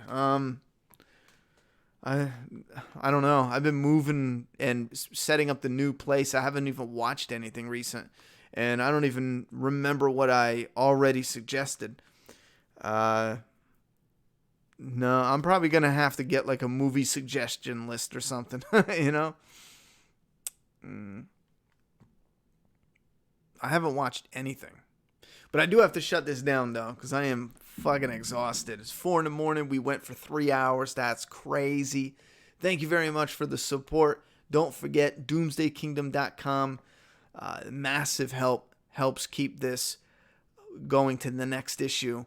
And the last live stream is most likely this Sunday at maybe earlier. I was going to say at the usual time, but maybe earlier so we can go at least an hour longer. So, no, I'm exhausted. I've been up early in the heat, moving boxes, up steps and all that. Just fuck getting it in. Anyway, have a good night, guys. Thank you for hanging out with me for a while I got my order shipped out for the night. I'll talk to you in the next live stream. See you then.